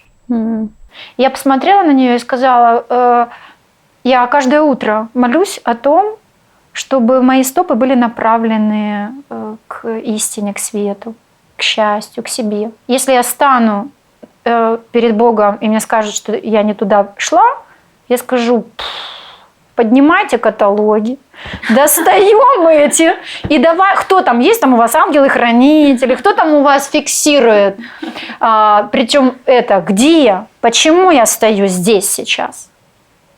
Все, давайте тогда как-то по-другому. И сегодня у меня духовный человек – это не тот, кто мантры читает и молитвы. У меня сегодня духовный человек – это тот, кто действует из достоинства. Если ты достойный, ты не будешь ни обманывать, ни врать, ни подхалимничать. Если ты честный, да, я вот не могу это. Бог есть любовь, да, например. Я не люблю это. Вот я осознаю, не могу я полюбить. Тогда Бог еще истина. Я говорю внутри себя, у меня к этому любви нету. И тогда я с Богом. А если я пытаюсь это любить, а внутри меня любви нету, но если я осознаю, что у меня к этому любви нету, я знаю, чего у меня попросить надо. Любви. Но это не оно, это что-то внутри меня. Это у меня внутри себя к чему-то нету любви. Это у меня где-то здесь нету чего-то, потому что все я, да. И вот этот вот такой диалог с собой, но это не диалог, это позиция. Это позиция. Поэтому я сегодня в этимологии говорю, ребят, переходим, да, вот мы были человеком животным, да, это те, кто безопасность, все вот эти таблицы Маслоу, я думаю, что твои зрители приблизительно понимают, о чем я, базовые наши конструкты. Сейчас мы становимся человеком. Это и есть человечность, это и есть порядочность. Это и есть... То есть ты от каких-то очень сложных вещей, по сути, пришла к абсолютно простым вещам. Понятиям. Ты можешь эти мантры читать сколько угодно, если ты обсуждаешь свою подругу и не прикусываешь себе язык, с тобой что-то не то. Если ты сейчас не отслеживаешь, что тебе сладко вот эти вот комплименты, вот эти вот дифирамбы, и ты с этим ничего не делаешь, то, что у тебя это есть, слава тебе, Господи, ты живая. Как говорил Берт Хеллингер, мертвые совершенны, живые несовершенны. Кто стремится к совершенству, тот стремится к смерти. Да? Это все нормально, что у тебя есть. Ненормально, что ты с этим или не отслеживаешь, или ничего не делаешь. Вот. И теперь наша задача, да, из человека сформировать ядро для Бога человека. А Бога человек отчасти, тот, кто может вместить нечто большее, чем душу, есть таких базовых 5 качеств. Это вот достоинство, честность, безоценочность. Не ты меня злишь, а я сейчас чувствую злость. Не ты меня не понимаешь, а я чувствую сейчас себя непонятой. И если я чувствую себя непонятой, в чем вопрос? Может, я не так это говорю? Может, я это не так упаковываю? Может, я не с той энергетикой тебе это говорю? Может с тобой все ок, раз я не могу... И понимаешь, и про что это? Следующее – это ответственность. То есть понимать, первое, что все, что со мной происходит, это я. Все, что происходит, это служит благу какому-то, даже если я упор не понимаю. Вот. Ну, это, конечно, знание про закон причинно-следственных связей. Там. И последнее – это юмор. Потому что иначе у нас будет такой робот, весь такой архангел такой, да, этот. Вот. Это юмор. Это игра, это внутренний ребенок, это спонтанность, это настоящее. Это то, что присуще человеку? Нет, это все качество Бога. Это все качество Бога. Вот. И поэтому на эти качества не может повлиять никто. Ни твоя душа, ни Господь Бог, никто, ни один специалист. Только ты держишь ответ. Только ты культивируешь в себя ту зрелую личность, которая может это вместить. Если мы возьмем всего-навсего один параметр достоинства, да, что такое достоинство? До 100. Да, вот, до 100 чего? Достойный представитель своего благородного рода.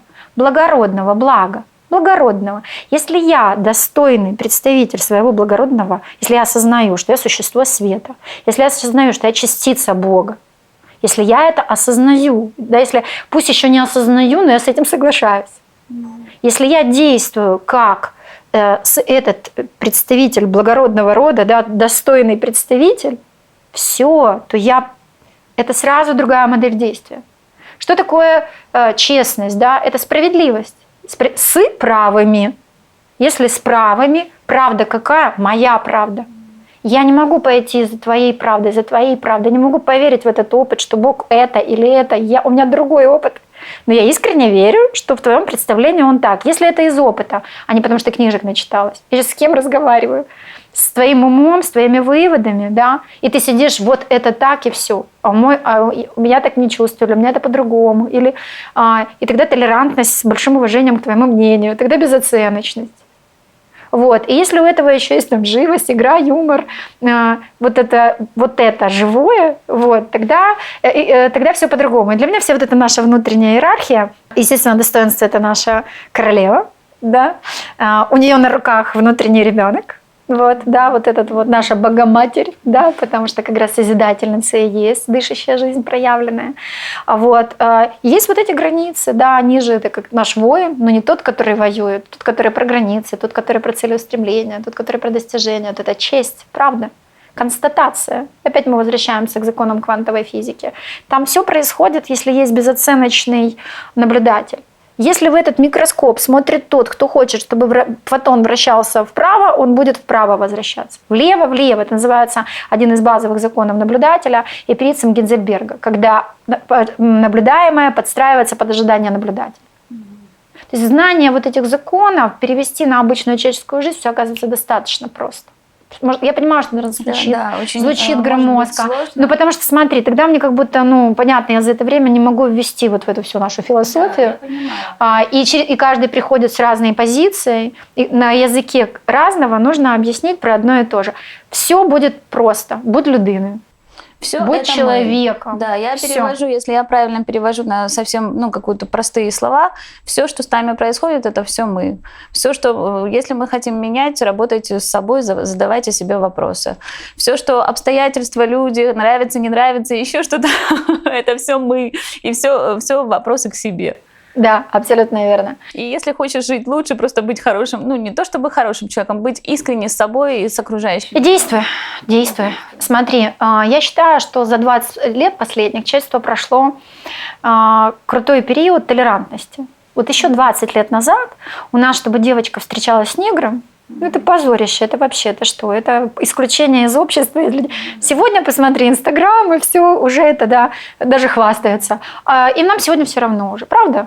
Кто с кем встречается. Нам уже сегодня все равно, кто что кушает. Тем, кто не все равно, значит, они в программе. Да, не свои еще вопросы. Сыроеды. Я, кстати, это 15 лет вегетарианка, 10 лет из которых без рыбы, яиц, мяса, и сегодня всеядная, да. Ты спрашиваешь свою любимую. Это ты тоже попробовала. Наверное, попробовала все, что можно было. Да.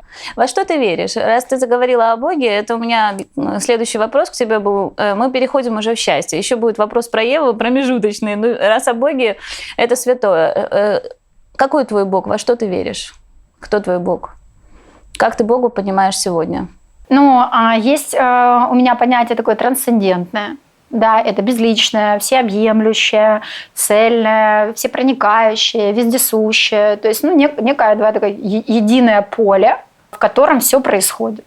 Да, вот если мы возьмем, как говорю, и ты, и я, и все это он, но он в индивидуальных формах творения. Вот в наших вот этих вот хрусталях, да, и поэтому ты себя ощущаешь собой, потому что вот у тебя твое тело, твои видения, твои программы, твои там сканеры, да, я себя ощущаю собой. Но если мы вот это все изымем, да, то вдруг окажется, что это что-то единое. Вот. И действительно такое, есть сознание индивидуальное, есть сознание коллективное, да, юнгианская психотерапия, психология это хорошо уже рассказывает, духовность вся про это рассказывает, что мы в поле единого. Вот. Но если мы сейчас перейдем, да, что для меня это за личностный аспект, потому что, да, если это есть целое, он может быть разным, он в каждом из нас разный, но какой он?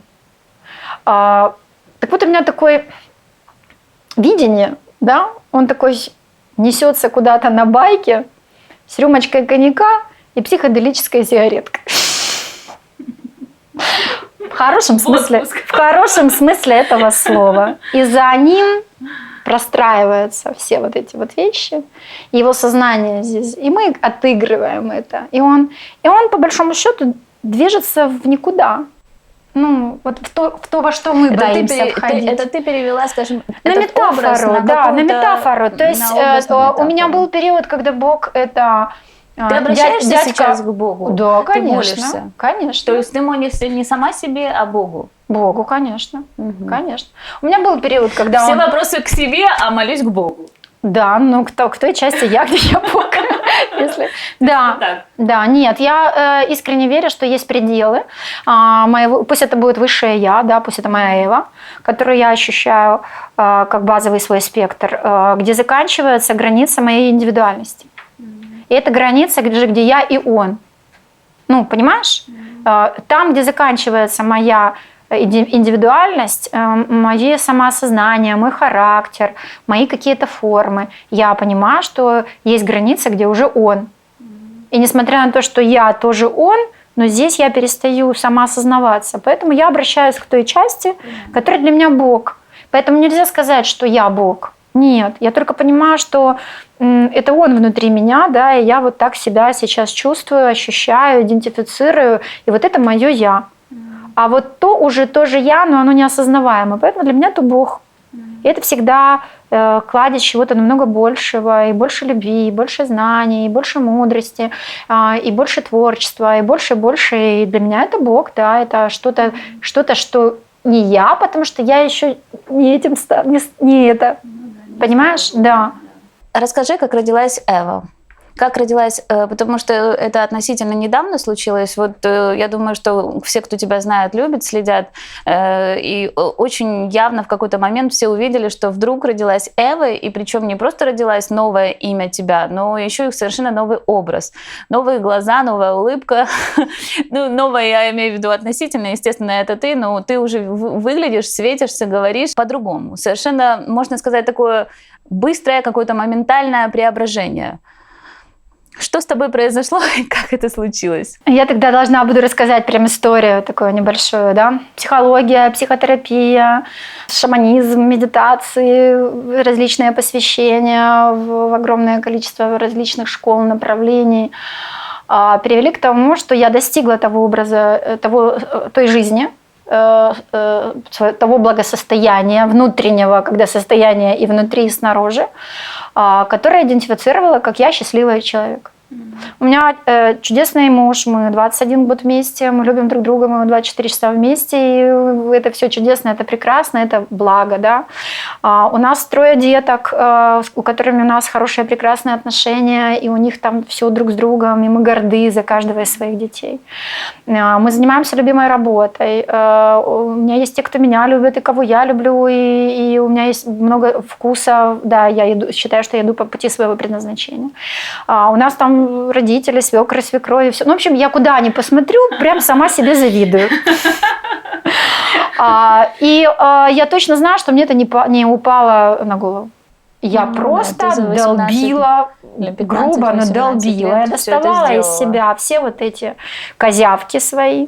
У меня внутри был колоссальный критик, который говорил, если все это в тебе есть, то прикуси себе язык и заткнись. Если эти мысли возникают, бери и умножай 15 на 87, блин, и может это будет вкуснее, чем... То есть у меня был такая, знаешь, внутри структура, которую я условно ощущала как паханка, такая, которая по понятиям, которая просто поняла, что я больше не могу позволить себя разрушать, а я не могу двигаться с той скоростью, которую хочу, потому что внутри меня что-то продолжает думать, чувствовать, завидовать, еще что-то. И, короче, я им поставила вот этого надзирателя, вот, и просто сказала, вы меня тормозить не будете сейчас эволюцию, и быстро занялась преобразованием, идентификацией, сменой, да, вот в это вот. И наступил момент, и для меня это был момент стагнации, когда я ощущала, что вот она моя жизнь, молодец, прекрасно, все чудесно. Но где-то там, в глубине своей души, я чувствовала какую-то неудовлетворенность. И я не понимала, откуда она сочится. Я своими техниками, технологиями доставала, может, какие-то еще детские травмы, может, это еще чего-то, может, это еще чего-то, и я не находила. Я чувствовала, что вот я начала себя условно помещать в различные реальности. Ну, к примеру, я сейчас стала президентом планеты Земля и начинаю вносить изменения какие-то планетарного масштаба, и мы строим райскую землю. Захожу туда, все классно, это. Раз, нахожу это чувство. Так, мне сейчас дайте виллу на берегу моря, там прислугу, кучу денег, и я сейчас развиваю там атмологию, еще чего-то, там, да, мы химию проводим, какие-то исследования, находим там, ну, то есть такой фри. Я себя заводила в различные сценарии, где заказываешь что угодно. Я заходила туда, и через какое-то время ощущала, что эта неудовлетворенность остается, Насколько мой ум мог себе прописать различные ситуации, при том, что у меня и так уже жизнь, слава тебе Господи, все в порядке, да, и она по-настоящему, это не тот кажущийся фасад, за которым там кто-то тоскует, и это прям все по-настоящему, да, уже и те отношения, и тут те друзья, и та работа, а вот это вот что-то. И я была прям отчаявшаяся. Я поняла, что я для себя не могу придумать ни одного сценария из всех возможных, которые я могу придумать, где Ира будет полностью счастливой. Вот на все 100. Загадка. Вот на все 100. У меня был опыт, у меня очень много опыта во сне, очень много опыта во время атмосатсанга, очень много опыта в полевых, очень много, как бы сложно прояснить, про что это, да, это не галлюцинация, это просто вот такой вот опыт. Ты получаешь этот опыт, чтобы его транскрибировать, ну, на язык, да, можно рассказать, что я там какие-то картинки вижу, но на самом деле это как будто ты в этот момент это случается, а когда ты начинаешь это выгружать, чтобы рассказать, то происходит кино, поэтому это так да не так, но тем не менее. Я захожу, где я душа, и которая сидит вот так, смотрит на эту матрицу, и она, знаешь, как и этим была, и этим была, и этим была, и этим была, и как будто свиток моих жизней разворачивается, доходит до первоисточника, когда я впервые зашла в материальную жизнь и захотела, ой, хочу волосы, как у нее. Хочу вот такой, вот, чтобы у меня ребенок был такой. Хочу быть королевой. Хочу быть худой. То есть, и я пошла за этими хочу, да. И потом это привело к каким-то карме наработанной, какие-то действия. То есть ты играла, знаешь, хочу отыграть Жозефину. Хочу отыграть Гамлета. Хочу отыграть, ну, это в полном смысле слова. Ты заказываешь себе судьбу, и ты ее получаешь. Просто в следующем воплощении. Ну, заходи, ты же хотела. И я увидела, как во все мои следующие воплощения меня ввели мои желания. Карма, конечно. Потому что мало того хотеть, надо же уметь это сделать. Карма – это не про что-то плохое. Это про ты вот этим стал. Поэтому, ну, через 5 жизней будешь, если так сильно хочешь, да. Вот. И невыполненные обещания. Вот прямо те клятвы, искренние эти. Вот. И я смотрела, как я вот этого хотела. А теперь такая сижу и уже ничего не хочу. Это была вот та моя часть, которая больше не хотела ни этого. И я сижу, и я понимаю, да я ж почти всем была. Ну пусть не прям всем, но больше бедная, богатая, убивала, была убита, завидовала, мне завидовали. Ну знаешь, вот вся палитра человеческих чувств, эмоций, кстати, она не настолько огромная. Так, чтобы вы понимали, у нас 64 гексаграммы, 64 базовых чувства, и они там уже между собой миксуются в разные состояния. Но на самом деле, чтобы ты понимала, базовых сценарных сюжетов не так много, ребят. Поэтому, когда вы говорите «хорошо ему», это ты там еще просто не была. Зайдешь туда, поймешь, что в какой-то месте было хорошо тебе. И хорошо целиком нигде не бывает. Нигде. Это вот прям факт. И я была в этой части, которая сидела и понимала, что да уже отыграют. Актриса. Она была актрисой, да. И теперь вот это вот, все роли сыграны. Что делать? Что делать? Да. И я такая, знаешь, Бог. Для меня это все, которое знает обо всем. Я к нему хорошо протоптала дорожку. Да? Я сразу говорю, все, которое знает обо всем. Выходим, да. И я говорю, в чем подвох? Да, в чем подвох? А говорит, ни в чем подвох. Я говорю, я же всем этим была. Я говорю, наигралась. Присытилась, да. Я говорю, я что-то хочу? Я говорю, а что хочу, не знаю, что хочу. Она говорит, и чего ж ты, душа, хочешь? И я говорю, не их хочу, уже их не хочу. Она говорит, а кого, а чего хочешь? Говорит, чем же ты не была еще? А я говорю, не знаю, чем не была. Она говорит, тогда меняй точку зрения.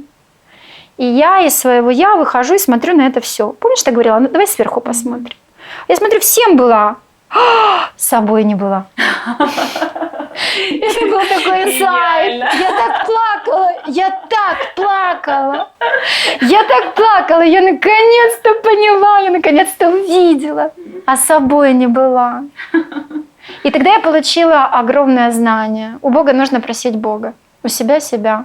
У жизни жизни. У силы силу. А мы ходим не по тем инстанциям, приходим в аптеку, дайте мне билетик. Приходим в железнодорожный вокзал, химчистку сделать. А у нас адреса перепутаны. Все очень просто. У нас адреса перепутаны. И я сказала, а как же мне быть с собой? А такого сценария нет в библиотеке.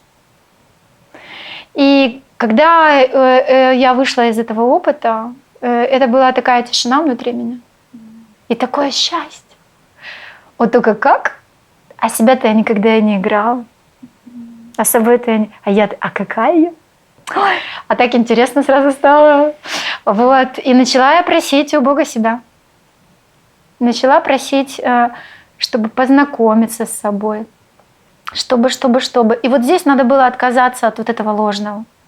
Если это все не я, а все я уже не хочу. Знаешь, когда этот опыт у тебя есть, то это у тебя мотивация хорошая, у тебя мотивация правильная, да, ты к себе, кому, и к Богу, да. Вот. И я тогда сказала, что, Господи, давай так, я себя не знаю, и мне нужно прописать сейчас то из себя в себе, что я не знаю. Я перестаю чего-то хотеть. Это вот первое, что я поняла. Это мой ум, перестает себе заказывать декорации. Как это прекрасно звучит. Хочу одного. Чего хочу? Счастья. Счастье. Того счастья, где я счастлива как человек, я счастлива как мама, как возлюбленная, как дочка, как невестка, как учитель, как ученик. Все мое царство, государство счастливо. Я хорошо структуру знаю, да, архетипическую. Прошу, правильно. Да, все счастливы. И то счастье, где вокруг меня тоже счастливы. То есть мое счастье приносило счастье другим. Потому что если из-за моего счастья сейчас будет кто-то несчастен, как я могу быть счастлива, если у меня дети там болеют? Или как я могу быть счастлива, если моя работа не развивается? Как я могу... То есть, я начала там преобразовательный процесс под себя счастливую. И я говорю, я не знаю, Господи, как. Я же декорации поменяла, уже все перебрала. В моей библиотеке нету. Но верю, Господи. Вернулись, выход там, где вход, к 18 годам, к 19. И сказала, верю, Господи, что у тебя, как у отца, есть счастливая судьба для дочери твоей. Ты к этому шла много лет. Ну да. Ты знаешь, мне кажется, что все идут туда. Все идут много лет. Мы этого не понимаем, мы травмируемся, нам не дают, мы обижаемся, мы хотим вот этого. И те говорят, ну хорошо, ну иди поиграй. И он потратил 20 лет и стал президентом вот этой корпорации. И сидит несчастный. У меня в силу того, что я вот стала там высококлассным специалистом, у меня много клиентов ВИПов. Это люди, которые много чего достигли. Немногого. Это люди, которые формируют нашу реальность. Это политики, это большие бизнесмены, это люди, которые по большому счету нашу реальность управляют, законы нам пишут, да, формируют наше сознание там, через телевидение и так далее, и так далее. А они, большинство из них абсолютно несчастны. Понимаешь, это люди, а счастье может родиться только из счастья. Если ты несчастен, ты не можешь прописать этих законов. Чтобы быть счастливым, нужно быть собой. Поэтому вот раскрыть уникальность, неповторимость звучит высокопарно, как бы у тебя нет другого пути, другого для счастья, у тебя просто нет. Мы сейчас гениально просто пришли к тем вопросам, которые у меня самые важные к тебе, по сути. Вот это все, что, весь путь до, это такая, прелюдия, это путь, жизненный путь твой, уникального человека. И вот сейчас идут самые главные, как мне кажется, самые главные ответы на все животрепещущие для всех и для каждого вопросы. Потому что вот ты сейчас рассказываешь путь к счастью. Да, потому что мы часто становимся успешными, но не счастливыми, как ты сейчас сказала. И вот путь к счастью ты сейчас свой, по крайней мере, ты описала и рассказала. Это было такое начало, ты спросила, как я пришла к Эве. Я к себе пришла. Да, это было, когда я пришла к себе. Твоя счастливая точка поворота твоей жизни. Что я не Ира. И да, я Виря, да, Ира – это мое четырехмерное тело, да, Ира – это тот ботик, да, в котором я сейчас, да, я Эва. И Эва – это не имя, я говорю, это спектр. Да, ты думаешь, что путь к счастью – это всегда такой непростой путь? Или кому-то может повести как-то больше и родиться с какими-то другими знаниями, пониманиями и прийти к этому легче, допустим? Смотри, мы в этмологии, у нас же сейчас там, это новая профессия наша, есть отмолийцы. Это те, кто условно уверовали. Но уверовали у нас, говорим, нам все равно, что ты ешь, с кем ты спишь, какому ты Богу молишься, как ты это делаешь. Абсолютно все равно. Но ты отмолийка, если ты не разрушаешь свое тело, а не разрушаешь свое тело своими мыслями, чувствами. Если ты не просто хорошая девочка, если ты не токсична, атма, смысл твоего дыхания. Ты зачем кислород портишь? Ты что выдыхаешь? Какую чистоту? Человек ли ты? И будешь ли ты... Знаешь, вот Иисус принес нам 2000 лет назад квантовую технику, самую простую, которую мы до сих пор не можем распаковать. Возлюби ближнего своего, как самого себя. Все. Отпали все заповеди. Всех стран мира. Всех религий, всех традиций. Как поет Битлз. Возлюби все, ближнего своего. Это любовь. Если я люблю тебя, да, а любовь, да, а Бог, как я говорю, как минимум, вот, да, я или к тебе добра, если я не могу быть к тебе добра, я правдива в том, что я в этом, да, я безоценочно могу это сказать и разрешить тебе быть собой. Я понимаю, по большому счету, что если ты сейчас в моем поле, и ты меня травмируешь, то где-то здесь причинно-следственной связи, я несу за это ответственность и так далее. Да? И если я из этого, потому что юмор – это еще и вот этот внутренний ребенок. Могу родить сейчас новую модель, могу родить сейчас, да, потому что я могу прийти к этой сердцевине только через это. Я рождаю из себя новый какой-то формат, новую какую-то мысль, новое какое-то спонтанное действие, которое еще не было в моем программном обеспечении. Оно родилось, вот оно, чик, и проявилось. У нас есть этмологи, такие СТОшки, специалисты, которые помогают тебе, или рассказывают об этом что-то больше, или помогают тебе посмотреть на тебя с той точки зрения, где ты залипла, говоришь, не вижу. Много зеркал, много чего не вижу. Выхожу, отъезжает камера, смотрю, не понимаю. Да? И тогда тебе надо как будто другая точка зрения, с которой ты можешь что-то увидеть. Вот тогда ты делаешь запрос, ты попадаешь к тому специалисту с той точкой зрения, потому что у каждого из нас свое СТОшка такая, да, и смотрим на это что-то, и запускается дальнейший процесс. Так вот, мы с этмологами проводим много лабораторий. по исследованию квантового поля, по исследованию того, что сегодня происходит. И то, что я рассказываю, это планетарный процесс. Потому что мне подарено видение, как это происходит. Это планетарный процесс.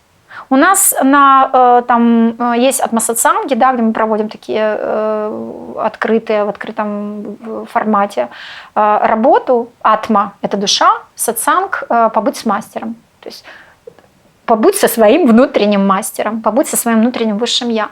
И у нас есть где до 5000 человек на сеансах было. И когда мы читаем обратные связи, мы понимаем, что это происходит повсеместно и со всеми. В наших снах, в наших... Просто есть те, кто... Ну вот, помнишь, как Иисус сказал? Последние будут первыми. Я вам скажу, что первые – это не герои. Это те, кто задолжали этому человечеству больше всего. Чтобы ты понимала. Понимаешь? Самая сложная работа. Отвечаю.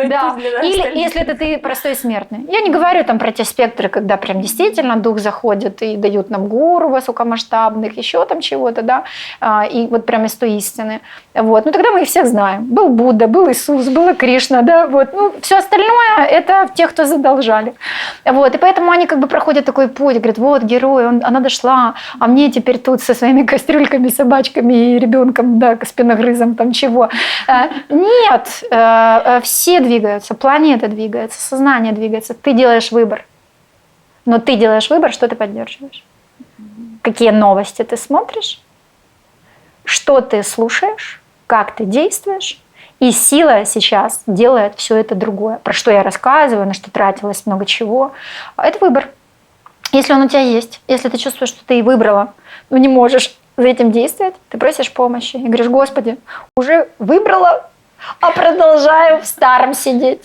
Пусть у тебя теперь голова болит, а я буду стараться, но я буду по-честному стараться. Я буду делать ровно столько, сколько у меня получается, насколько у меня хватает моего IQ, сил жизненных, еще чего-то. Я дохожу до границ, а остальное передаю ему. Поэтому развитие – это всегда милость свыше. Это глубокая ошибка, что мы что-то делаем. Мы делаем ровно столько, сколько мы можем. Тогда приходит сила и дает нам даршан. Все-таки у меня есть еще вопросы по поводу такие очень простые конкретные вопросы. Я хотела бы услышать твое отношение. Как ты считаешь, надо ли строить женщине карьеру? Я понимаю, что звучит плоско. Нет, это не плоско. Это не плоско. Для меня плоско звучит слово «надо». У нас нет рецептов. У нас нет рецептов. У нас разные задачи. У кого-то было большое движение в предыдущих жизнях, такая насыщенная рабочая неделя. И теперь у нее выходной. А в этой жизни выходной, да? В этой жизни она, вот у нее и тут муж, и те родители, и она отдыхает. А вторая точно так же отдыхает, потому что следующая жизнь будет такая, знаешь, это... На самом деле это то, что я хочу от тебя услышать, потому что женщины очень часто склонны сравнивать себя с кем-то другим. Вот она там, допустим, карьеристка, молодец. А та, которая сидит дома с детьми, думает, вот она карьеристка, наверное, молодец. Это ее хочу, это она правильная, я неправильная. Это у нее вот так, а у меня не так. Да. И все накручивают себе что-то свое. Это про это. Это про вот это вот, про потерю индивидуальности, про потерю связи с собой. И ум думает, что так как у них это более правильно, чем у меня, и если я буду что-то в этом направлении делать, то это сделает меня более счастливой. Это ошибка. Ответы внутри нас. Ну вот если я могу сказать, где правильно, где неправильно, ошибка ориентироваться на что-то чужое. Это все о тех декорациях, о которых ты говорила раньше, да? То есть я хочу вот так вот, вместо того, чтобы посмотреть на себя и спросить, а что я на самом деле таки хочу. Да. Если и есть, что мы должны делать, где мы должны реализовываться, наша прямая обязанность – самопознание и раскрытие себя. Но у нас у людей под самопознанием это что-то из не бытовое, не прикладное, и сразу думают, что какие-то духовные практики, самокопание. Да, они думают, что это самокопание. Нет, это как раз и есть вот это, да, почему я здесь, что я с этим делаю, почему я, да, как я это меняю и так далее. Это такой вообще правда с собой. А люди очень часто, вот там, я двигаюсь по пути самопознания. Да, я посмотрю, а там... Всю жизнь двигаюсь, так и увело, ничего. Очень привело. Теперь, знаешь, забудьте все, что вы знаете о себе, и начните про опыт. Начните получать опыт. Насколько я понимаю, чем больше человек будет приближаться к себе, слышать себя и действовать из своей правды, тем больше счастья, радости и себя на своем месте он будет ощущать. Это и есть вот это развитие, это и есть этот духовный путь, который мы все ищем, который нам нужен. Потому что если идти от обратного, если мы нашли себя, значит, наша жизнь уже становится на правильные рельсы, по сути. Для меня этот вектор вглубь и наружу. Чем больше мы прикасаемся и следуем за вот этим зовом, да, чем больше мы идем за этим. У нас же дело в том, что во всех традициях, и в тибетской книге мертвых, и в египетской книге мертвых, в славянской книге смерти описано, что мы как бы после выхода из тела попадаем на 3 суда, и один из них суд души. И вот душа тебя судит, где ты ее предала, где ты ее не услышала, но не сделала. Из страха, из сомнения. Вот у тебя есть желание, вот прям хочу, а сидит какая-то в тебе другая и говорит, не получится. Почему? Потому что она еще там не была. Или она уже пробовала, и у нее не получилось, и она теперь говорит, и теперь не получится. Она опирается на свое прошлое. Она же так, кто говорит, не получится, не верю, не с моим счастьем, да никогда. А она же уже из прошлого говорит, и ты веришь этому прошлому. Ты веришь этому оцифрованному, ну вот этому вот уже, да, и не даешь новому войти, и не идешь за душой, и не идешь. Это вот такое, если ты начинаешь по-честному с собой идти за собой, в той скорости, как для тебя это возможно, вот это и есть самопознание, то второй вектор начинается извне, на вот эту вот реализацию этого я. Я по-другому начинаю мыслить, я по-другому начинаю действовать. Соответственно, совсем по-другому будет простраиваться внешняя реальность. Соответственно, совсем по-другому ты будешь вступать в коммуникацию с людьми, с миром, и по-другому будет экран твоей жизни смотреться. И вдруг окажется, что твоя судьба и есть ты, и есть твой характер. И есть... Поэтому для меня это движение внутрь и наружу идентично. Если вы хотите изменить свою реальность, начните менять себя. Чтобы менять себя, вам нужно быть честным с собой. Все, для меня все практики здесь сходятся в этой простоте. Но так как, чтобы приблизиться к себе, у нас толстый слой защит, компенсаций, программ, моделей мышления, ну вот не очищено, да, то у нас сегодня есть очень много техник, квантовые техники, которые очень легко, очень спокойно вот это все отпускают, и ты приближаешься, восстанавливаешь свою вертикаль, начинаешь... Квантовые техники – это что? Это то, что сказала, это те же техники, но которые заходят из сверх-я. Вот когда ты смотришь сверху, вот когда ты... Практика как медитация, как что это? На что это похоже? Как расстановка, как... И я сейчас попытаюсь объяснить. Мы, по большому счету, даем всего-навсего таких 2 базовых техники. Одна – это кайтен-сессия, которые самостоятельно люди делают, и инструменты деконструкции, это когда уже прям отмолок это делает с тобой, он тебя сопровождает по твоей карте жизни. Это полевая спектральная работа, то есть это отчасти как расстановки, но ты расставляешь свою внутреннюю архитектуру, ты расставляешь свою или вертикаль, я тело, я чувство, я ум. Это и есть наше 4-мерное тело, которое мы получаем на одно воплощение. Моя карма, вот это причинное тело, которое, если у нас 4-мерное тело выдается на одну жизнь, то тело кармы мы формируем посредством всех воплощений, которые были до. Вот то, что я сказала, я свиток уже развернула, когда зашла вплоть до того, когда душа впервые заходит. И есть будхиальное тело, вот высшее я. И психология работает с уровнем ума. Психотерапия работает с бессознательным. Мир Нави, мир Бордо, как его говорят на него тибетцы. Вытесненное, потустороннее, забытое, предки тяжелое, исключенное, абортированное, неотреагированное. И верхний мир, рай, мир фантазии, мир наших богов, я богиня. Это все такая, оболочки такие, что там себе придумали. В принципе, когда душа выходит из тела, очень часто она туда и попадает. То, что мы говорим рай и ад. Это тот мир, который мы себе придумали, то тело, которое мы себе там буквально взрастили своими... Мы звенели, мы шумели, мы вибрировали на вот этой частоте, и поэтому многие традиции говорят, что буквально некоторые даже не проходят ни через судные дни, ни через что, а сразу как во сне. Раз, и ты уже там. Вот как мы во сне, с нами что-то происходит, и мы уже не говорим, ой, как я здесь оказалась, а кто меня тут родил, а кто... Мы там как будто так все и было. То есть нет вот этого раздупления. Мы там пребываем до тех пор, пока не зовет снова, да, планета, орбита, потому что мы все еще в ее пределах.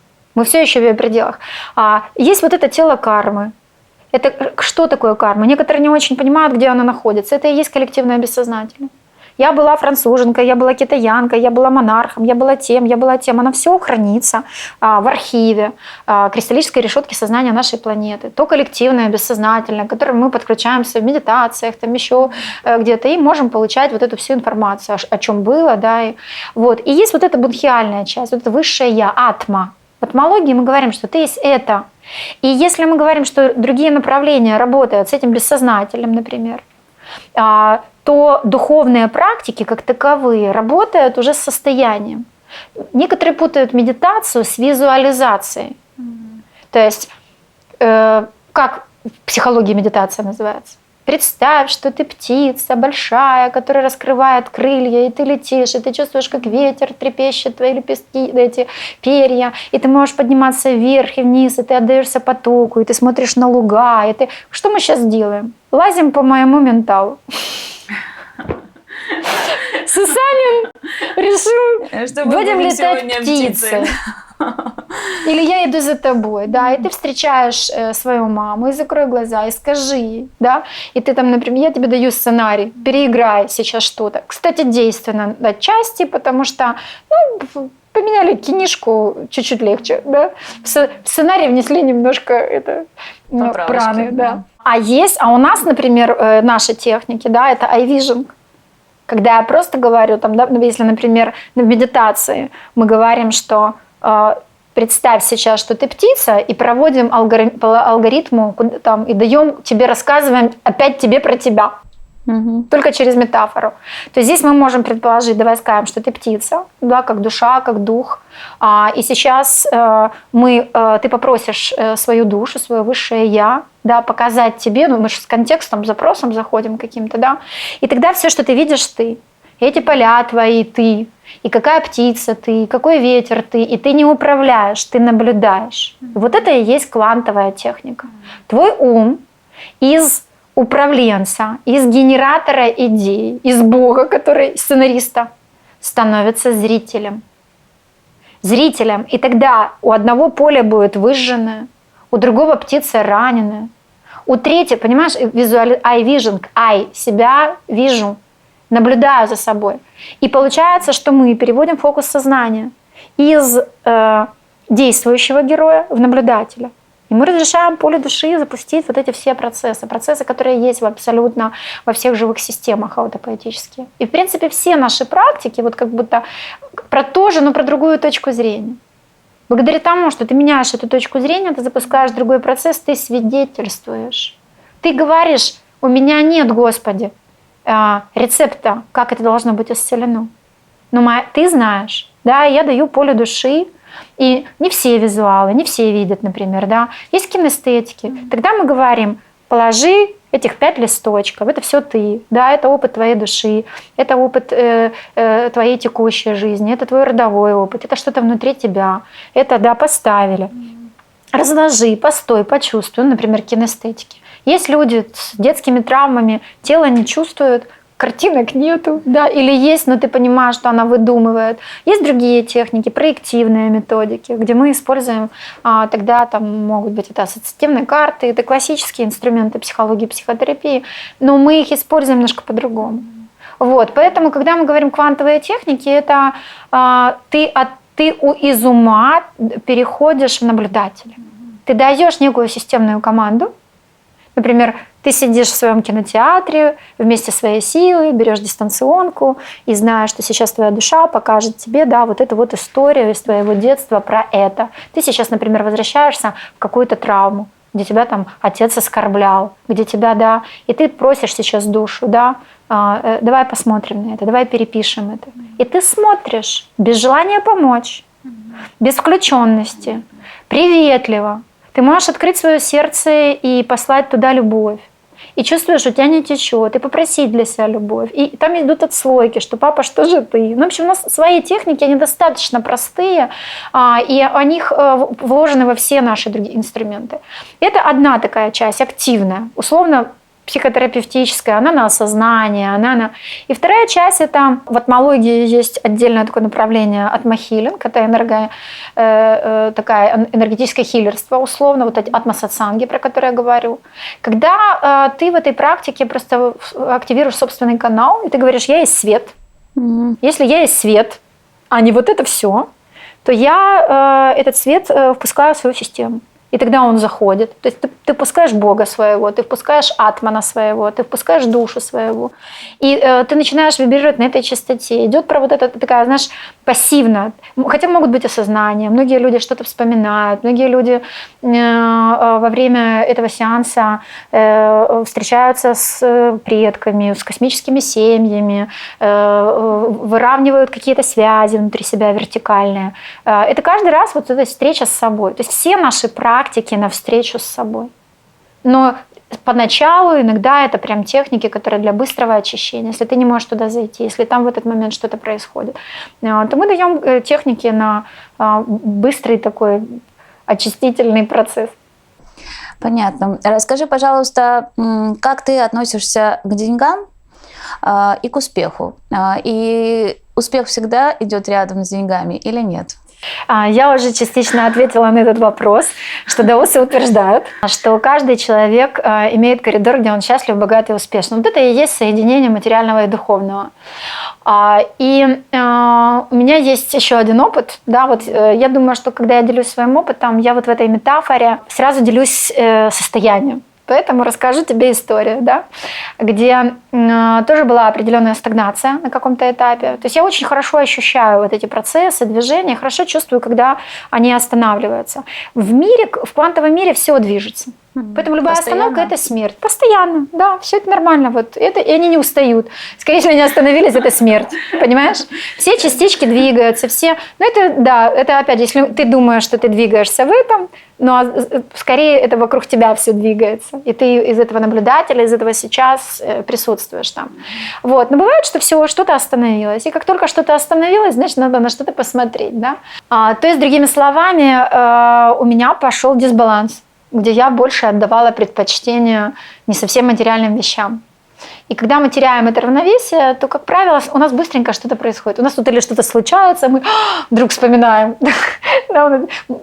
Машина поломалась, да, ребенок заболел, кран треснул. То есть тебя мир будет вытаскивать. Или если ты абсолютно здесь, он тебе не дает чего надо, потому что ты не задаешь не те вопросы, не туда бежишь, душа с тобой больше не сотрудничает. Это очень изысканный, тонкий процесс вот этих вот весов. Ну и этот вот, понятное дело, нарушило, да? Хотя можно сказать, что с точки зрения там, духовных аспирантов я активно развивалась, но я почувствовала эту стагнацию. И вот когда у меня есть запрос, я вот получаю вот такие вот ответы в виде каких-то своего вот этого опыта. И вхожу в опыт, да, ну вот рассказываю, как это уже было. Сижу я, да, думаю, что происходит.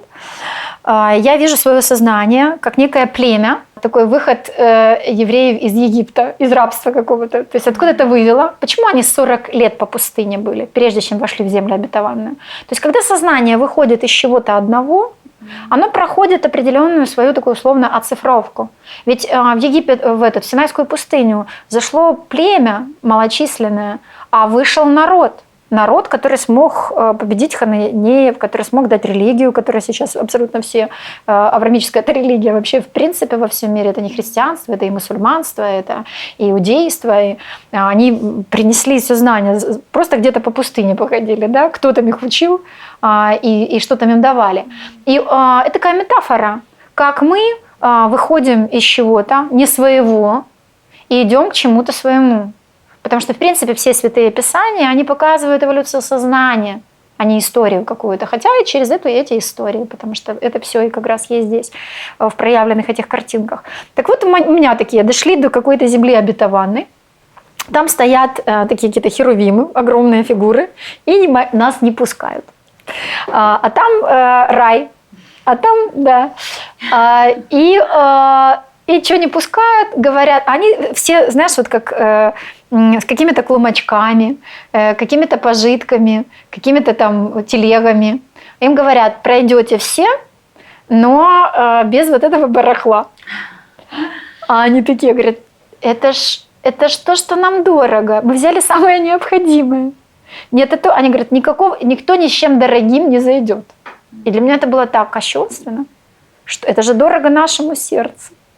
Это же дорого. Я помню, как одна там женщина подошла к одному из херувимов и показывала картинку, которую сыночек на 8 марта нарисовал.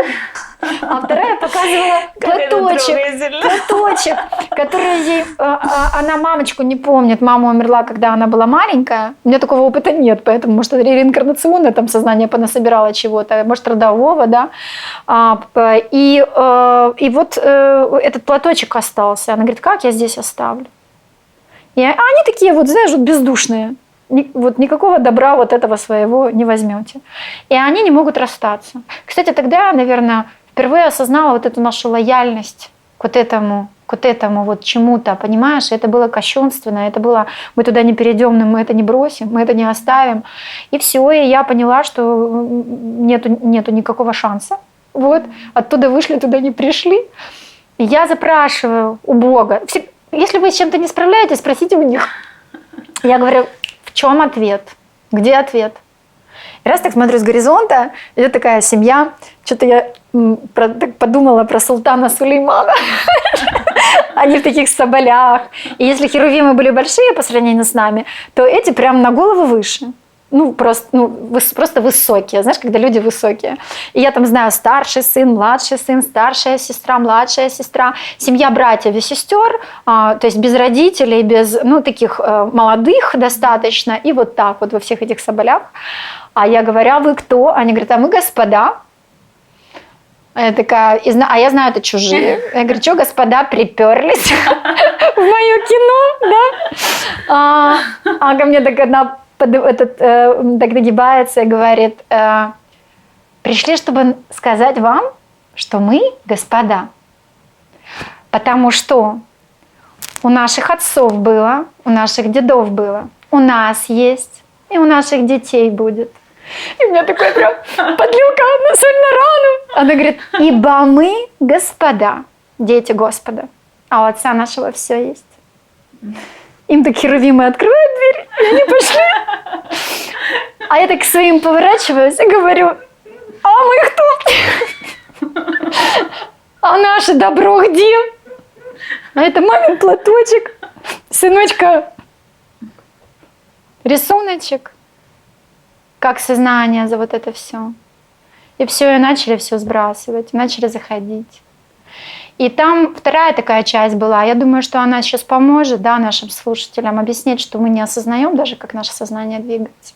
Прошла первая семейная пара. Почему-то они были одеты по какому-то в английском каком-то средневековом какой-то одежде. Я так подозреваю, что это частички моего сознания, где они там где-то утвердились в чем-то. Понимаешь? Не из горя, а из того, что это правильно. Бедность не порок, да? Бедность не порок. Вот оно наше счастье, вот оно добро. Я потом поняла, что слово добро – это же Бог. Вот он наш Бог. Вот он наш Бог. И ничего плохого нету помнить и чтить маму. Но если у тебя кроме этого Бога нету другого Бога, где ты господин, то вот оно тебе и рабы. Рабы чего? Рабы желаний. Желаний каких? Вот эту мамочку, вот это все, вот это, понимаешь, сознание, которое, это неплохо, но оно еще в том состоянии. И оно не может перейти в ту изобильность, в то богатство, да, где я Бог. Вот, в общем, первые как-то прошли. Таможня. Господа, да? Пришли таможню, да. И я очень хорошо помню этот опыт, потому что я прям вот была в ней, да, вот в этой вот части, которая прошла.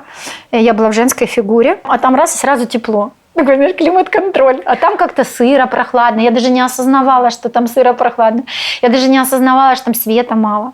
Что там, вот когда ты просто попадаешь, а ты видишь, а тут как-то все, и воздух другой, и все. И я начинаю раздеваться, снимать вот эти свои какие-то там эти. И помню корсет, и так, как впервые вдыхаю. Вот как впервые воздух вдохнула. Что там нас держит? Вряд ли. Что это за корсеты? Наверное, то, что нас жмет. Может быть, я не хочу интерпретировать сейчас, но мы в этих корсетах условно, да? И потом почему-то у меня был такой чепчик. Да, я его снимаю, и я помню, красивые такие светлые волосы падают. И я понимаю, что... А я, вот будучи там, да, этот чепчик никогда не снимала. Днем один, ночью другой. А волосы шикарные. А муж рядом стоит, он этих волос и не видел никогда. И ребенок их не трогал, понимаешь? Потому что в чепчике и спала даже. Вот. И еще я запомнила, когда я вытаскиваю ногу из... Очень гордилась я почему-то этими ботинками. Ну, наверное, потому что, наверное, были хороший средний класс. Потому что прям чувство, что... Красивые ботиночки. Да, но я становлюсь на землю, а земля, вот если ты на живое что-то, вот как кошка, если бы ты к ней дотронулась. И у нее вместо травы ворсинки такие, хотя трава. И она теплая, и она так аж бурчит. Ей прям хорошо, что ты касаешься. И я понимаю, что, а я же никогда и не касалась земли. То есть вот это вот все. И ботиночки эти, знаешь, такие деревянные, оказывается, были. А я и не знала, как это ноге удобно. Как это, наверное, там где-то жили, было сыро-холодно, босиком не походишь, и не знаешь, как это. И я помню, что вот это вот такое просыпание, и знаешь, как отпадают какие-то голограммы, сегменты, что-то вот из вот этого старого. То есть это не одежда снималась. Это снимались, наверное, какие-то вот те условности, там, таможню прошли, но надо еще где-то там дочистить, да, какую-то дефрагментацию диска надо сделать. И я раз смотрю на своего ребенка, а он тоже вот такой, знаешь, вот как мы видели с этих фильмов, когда немцы к нам приходили, дети вот это холодно, и в пуховом платке, и у него эта мордочка такая красная, как диатезная, понимаешь, и поджата вот так. И я его раздеваю, а там такой малыш чудесный, как на Ленина похож, такой тоже с какими-то кучерями маленького. Вот, и в такой он оказался беленькой этой, и тоже как будто голенький никогда и не был. Мы все время в чем-то, мы все время нам холодно, все время мы там где-то мерзли, все время мы где-то... И он как побежал, и она такая, она за него боится. А ей раз, как знания дают, смотри. И показано, он на дерево такое полез, и падает, а дерево ему раз, и ветки подставляют. И ей говорят, здесь сама жизнь о твоем ребенке заботится. И она говорит такая, так а что, не надо теперь о ребенке беспокоиться? Говорит, нет, не надо. А она такая стоит и говорит, так а как же теперь быть матерью? Ты представляешь, насколько сидят программы, что мы любовь заменили волнениями о наших детях? Наша любовь – это когда я волнуюсь. Это когда беспокоюсь или проявляю заботу. Я уже не говорю, когда мы боимся, да, вот она, накормленная, хорошая мать, да. И потом она такая, знаешь, говорит сразу, слушай, а потом ей говорят, так она, ага, не буду волноваться. Потом кормить, да, а ей говорят, не надо, тут все есть. Она говорит, в смысле? Это, я так понимаю, четвертая мерность такая, знаешь, яблочко, знаете, яблочко. Что там ты хочешь? Пожалуйста, все есть. Да? Помнишь, господа, было, есть и будет. Было, есть и будет. Есть у тебя все. А она такая сидит, и вообще такой кризис. Говорит, а в чем смысл игры? Потом последнее раздуплилось мужское. И он такой говорит, и войны нету. Им говорят, нету. И, значит, теперь можно не воевать. Говорит, нет. Говорит, ага, значит, можно теперь землю пахать, урожай собирать. Да. Ага, значит, теперь можно кладовые делать и сберегать. Говорит, не надо сберегать, здесь все есть. Он такой раз, ага, и дома можно строить. Говорит, и никто не будет разрушать. Говорит, строй. А какие? Можно любые. Говорит, какие правильные? А уже не то, чтобы сосед позавидовал. Не то, чтобы, который можешь обойти, который будет уютно, который будет только твой, который будет... Он говорит, так, пахать не надо, воевать не надо. А в чем смысл игры? И я очень благодарна этому своему опыту, потому что, несмотря на субъективное ощущение своей продвинутости, я поняла, насколько глубоки во мне и, наверное, в нас вот эти вот модели... Знаете, вам все. Вот все у вас есть, господа. Ибо вы дети Господа. И творите свою реальность. И дайте нам и что. И вот этот вот второй вкус, это был опыт до. Эвы, до того, когда душа начала просить себя, своей игры, потому что этот мир может наполниться только твоим творением, из твоего «я». И дом не такой, как проект дают. Вот мне такой нравится, такой не нравится. Придумай его сам. Сделай это сам. Не как отношения должны выглядеть, а как для тебя правильно. Меняется правило под то, как для тебя истинно. Меняется вот этот вот базовый союз вообще, да, вот ты сейчас с внешним миром его заключил, с Богом, который вокруг тебя, или с Богом, который внутри тебя. И если у нас раньше было служить Богу, это служить людям, через предательство себя, через лишение себя, через отказ от себя, через отказ от материи, через отказ от достойного благосостояния. То если ты поворачиваешься внутри себя, то ты разрешишь, чтобы твой Бог в бедности был? Ты разрешишь, чтобы Бог внутри тебя сейчас ел эту еду из пластика? Или ты все-таки надуешься и в тарелочку переложишь? Ты разрешишь себе в себя это влить, да, если это вредит? Ты понимаешь, это другой фокус самовосприятия и ответственности. И как только наши отмолицы это понимают, вот вся наша философия, так делай, что хочешь. И продолжай делать то, что ты хочешь, и все, но неси ответственность, смотри, спрашивай себя, почему я все это делаю, заказывай эту работу, вот те инструменты, работай, становись экспертом по себе. То есть как только мы, опять-таки, снова оказываемся на своем пути, да, то есть где-то как-то и деньги появляются, и успех, и все уже... Достойная жизнь – это реализованные факты, что с тобой все в порядке. Угу. По крайней мере, ты Бог. То есть если ты живешь уже так, значит, в принципе, основные какие-то вещи у тебя в порядке. Смотри, как только ты заходишь до себя, ты автоматически попадаешь на путь предназначения. Угу. Если ты делаешь свою работу, жизнь заботится обо всем остальном. Если твое предназначение быть матерью, вот прямо сейчас, уверяю тебя, мужу дадут. Через ребенок этот принесет кусок какой-то кармы, зайдет та душа, которая сейчас тебе это благосостояние даст через другие аспекты. Или тебе там сейчас вот эта идея, ты стартап продала, и из этого стартапа тебе капает. Понимаешь? Ну да. Проблема в чем? У человека, например, предназначение, например, не на весь период жизни, а на данный этап. Развивать харизму, развивать лидерские качества, идти туда. Но она там упорно туда не двигается, она хочет замуж. И она не в тех дверях. И замуж ей не дают. Ну да, понятно. И здесь душа с ней не сотрудничает, потому что она не в том развивается. Она сейчас упорно в медитациях и в принятии, и в согласии, а у нее задача на воплощение научиться выставлять границы. Научиться говорить «нет», научиться быть смелой. Как человеку можно понимать, на каком он этапе находится, и вот чувствовать, вот, допустим, переходы от одного к другому этапу, или вообще понимать, наверное, как бы если двери не открываются, вероятно, что-то не то. Смотри, к счастью, в этой игре жизни нам дали много подсказок. И это могут быть нумерологические, астрологические, натальные карты. Кстати, следующий вопрос у меня об этом. Как ты к этому относишься? С чем ты зашла? Второй вопрос, чем больше ты трансформировалась, тем меньше она будет работать. Но этапы и периоды жизни все равно будут. Если эта планета сейчас, да, а это божество, это система, определенная структура, подает тебе сейчас определенные спектры, то ты сейчас в своем проявлении будешь больше успешно здесь, меньше успешно здесь. Но в принципе освобождение от этой натальной карты возможно полностью, если ты свое тело кармы трансформировала. Все, это причинное тело, которое дает нам, по большому счету, вот это вот. Это на наших руках, да, это в наших отпечатках пальцев, это в наших зрачках, это в наших натальных картах. Мы даем в атмологии, сейчас вот мы заканчиваем это формирование, стрим-карту с вот этими базовыми элементами, где человек в своем кабинете условно.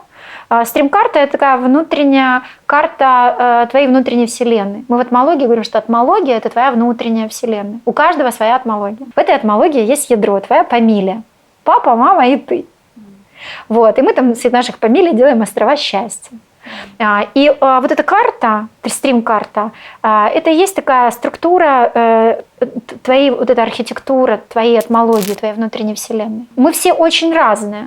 Но так как и люди, посмотрите, у китайца будут глазки здесь, ушки здесь, еще ни у кого глаза на сосках не появились, да, ну я имею в виду, то есть мы там все собраны одинаково, эта карта нам помогает двигаться. И вот мы даем эту стрим-карту для того, чтобы человек, который приходит к нам, мы, как правило, спрашиваем, ты заходишь решить свою проблему или ты хочешь изменить свою жизнь? И многие действительно говорят, не знаю пока, чем вы тут занимаетесь, хочу поработать с проблемой. И он заходит в этой стрим-карте в определенный сегмент, да, вот в том месте, и что-то прорабатывает, решает какую-то свою тему и может уходить. Но чаще всего люди начинают осматриваться, принюхиваться, а что тут у вас, да? Вот, и мы раскрываем, мы даем, у нас очень много бесплатного материала, у нас очень много, я провожу открытых каких-то эфиров, я их называю эводары, дарим. Да, вот. И таким образом мы сейчас формируем такое сообщество от молитвы. Мы говорим, что это новая раса, это Homo sapiens. Вот. И мы сейчас... Звучит прекрасно. Да, мы знаем, что планета живая, что о ней нужно заботиться, что нужно равенство в разности. В общем, а так кушай, что хочешь, пей, что хочешь, спи с кем хочешь. Главное, чтобы это не травмировало никого и приносило тебе счастье. Пожалуйста, твой рецепт счастья только твой. Как ты считаешь, дети от Бога? И как ты относишься к рождению детей? Конечно, конечно.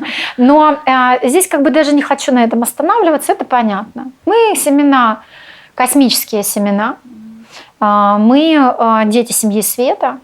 Это наша обязанность, по большому счету, одна из, да, оставлять эти семена, если это возможно, если это прописано, да. И мы в этмологии смотрим скорее про другое. Ты с ребенком перерождаешься сам. Ребенок – это такая возможность в течение одной жизни переродиться. Перерождаешься ты. Во-первых, он там прямо технически. Он приходит, ребенок, с другими спектрами, он заходит в тебя. Он прям Бог в этот момент, потому что он еще не в теле, в чистом. Да, это прямой канал. Поэтому женщины в трансах, там, да, меняются вкусы, еще чего-то. Переписывается эта программа у нее. Во время рождения, во время кормления, во время всего. Это такая вот прям перерождение. Да, ребенок не ты, но это из тебя, и твое тонкое тело, и все твое естество тоже, там как торт такой, выворот происходит, переродился. Были пары, теперь не стали родители.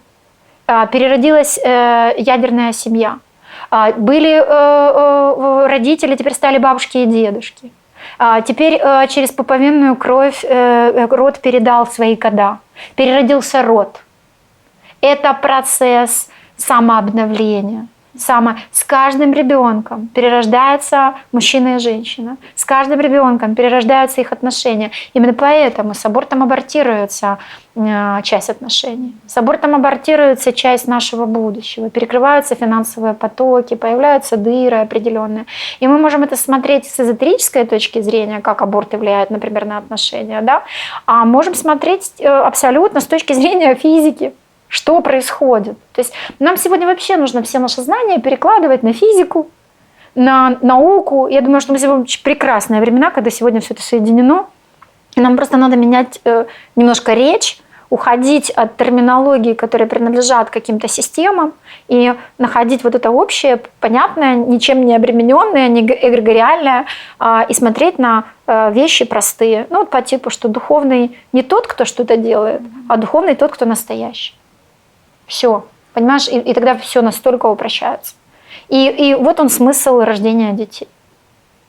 И, как правило, ко мне, когда приходят люди, у которых нарушена детородная функция, и где бесконечно они пытаются найти это в карме, в роду, еще где-то, мы видим, что на самом деле вообще нарушена вот эта способность саморегенерации, саморождения,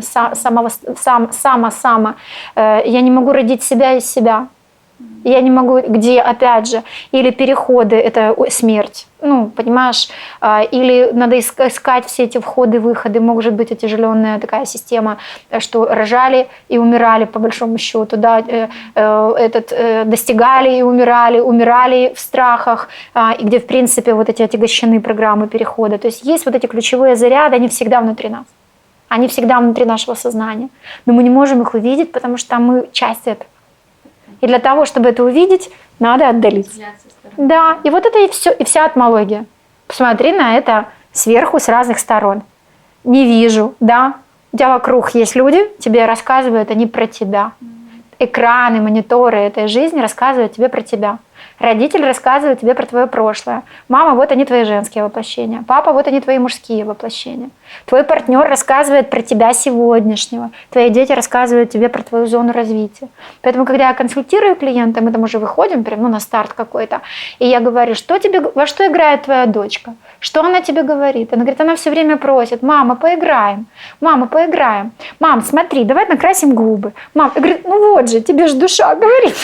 Что тебе сейчас надо-то? Понимаешь? Или там он сейчас говорит, я буду этим большим бизнесменом, я прям буду президентом. Я говорю, ну, что говорят? И что мне президентом быть? Говорю, переводи ты, это же язык метафор. Это же язык. Президент это кто? Да? Вот кто для тебя? Кто такой президент? Кто такой правитель? Кто такой? Кто заходит? Что ты сейчас делаешь с этой? Она сидит такая, я никто и зовут меня никак. Да? Смена идентификации, потому что женщина, все обслуживают женскую динамику. Это вообще отдельная история, как этот мир устроен. Все танцуют вокруг нее. Все в ее кино. Всегда ключевой пакет у нее. Она режиссер. Все набранные герои. До тех пор, пока она не поменяется, все будут в плену. Не пил, будет пить, если ей надо. Не изменял, и мысли такой не было. Будет, если надо. Она передает ответственность им всем и сидит такая, ничего с этим не делает, и приходит и говорит, ой, что надо сделать? Или пойдет с подружкой, еще там все это дело обсудит. Вот, и поэтому опять возвращаемся к рациональным моделям поведения. То есть, если то, что ты делаешь, тебе не помогает, как минимум прекрати это делать. Макс, да, отодвинь камеру, посмотри. Ну и можем опять по кругу вернуться. Все женщины хотят быть красивыми или идеальными красотками. Как ты относишься к красоте? Нужно ли женщине стремиться к идеалу какому-то неизвестному? И как ты относишься к пластическим операциям, когда женщины хотят переделать губы, нос, талию, я не знаю, что-то еще? Ну и, конечно, уколы красоты. Много всего. И сразу скажу, плохо и положительно, да? И теперь начну расшифровывать. Я искренне верю, и я это знаю, и я это вижу по нашим прекрасным атмаликам, по нашим атмологам, что когда мы достаем вот это вот свое «я», оно начинает светиться. Вот этот блеск в глазах, вот это вот состояние, которое ты получаешь с человеком, это прекрасно, даже если ты эстетически понимаешь, что, ну, вот там условно, да, это с точки зрения каких-то там норм, ну, там, грубоватый нос или еще чего-то, но это не, это для тебя воспринимается это прекрасным, потому что это какой-то другой уровень красоты, он не эстетический. Поэтому это правило вообще номер один, что просто меняя внешность, не пытаясь сделать из себя похожего на кого-то, на эталон. Это опять «хочу зизю». Ну, да, это не о себе. Только это еще потому что, ну, чтобы быть ней, да, чтобы быть ней, да, но тебе надо пройти через другую родовую систему, тебе надо пройти через другой опыт, через другой контур. Мы же все выстроены, простроены под сакральную геометрию. И при всей этой разности эти пропорции везде соблюдены. И когда ты туда заходишь и не поменял внутренний контур, и ты начинаешь что-то менять, это дисбаланс. Это дисбаланс. Это как то, что вот есть люди, которые ощущают себя там другого пола, и он ненавидит свое тело, потому что оно другое. Да, другое. А это что-то похожее, через ощущение, да, что я сейчас хочу предать себя, сделать что-то. Поэтому это плохо, если мы смотрим с этой стороны. Да? Но если ты относительно чувствуешь, что ты прям в себе. Если тебя прям это беспокоит, и тебе этот нос был дан по карме от бабушки такой-то, и ты уже там достала все свои прописи, ну и тебе это сделает тебя счастливой, иди делай. Знаешь, что мы видим тогда? Врач находится прям тот, делают прям вот так. Реабилитационный период прям вот так, люди все в восторге. Вот она я. Новое. Понимаешь? Но тогда это очень честно. Моему телу будет больно. Понимаешь, это большой диалог такой, который надо вообще с собой сделать. И мы тогда говорим, хочешь сделать? Окей. Сделай себе кайтен-сессию. достанет туда файл. А окажется, что пришли, а там она сидит маленькая и держится за этот нос, потому что мама ей в 3 года сказала: «Господи, в кого у тебя такой нос?» И все, и сидит эта мама здесь, и она его прячет, этот нос. Но это же не нос. В нашей карте мира это вообще наши ситхи, когда мы ощущаем спектр на запахе. Это вообще наши женские вещи. Понимаешь, если мы забудем про формы и уйдем в мир энергии, в мир сакральных вот этих вот всех составляющих, то все это что-то. Это не ручки, ножки, глазики. Это вообще какие-то другие наши части. Поэтому я могу сказать да, условно. Хочу вернуться к урокам к уколам красоты. Здесь я против того, чтобы в лицо яд колоть. Может быть, это витамины биоревитализация. Тогда, возможно, да. Это травматизация кожи и так далее. И я сегодня знаю, что вот я хожу, например, к косметологу, она мне там за сеанс до 40 миллилитров может намазать всего на свете и вводит какими-то этими шариком, даже не колет, то есть и все это впитывается чудесно. То есть сегодня массажами, еще чем-то это можно ввести. Зачем это делать уколом? Не знаю, может быть. Для меня это какой-то эффект садомаза отчасти. Поэтому я уколы не делаю. Я предпочитаю, что если можно внести это другим способом, тем же ультрафиолетом или чем-то УЗИ, не знаю, чем они там, в общем, что-то там она делает, оно прохладненькое такое, тогда да.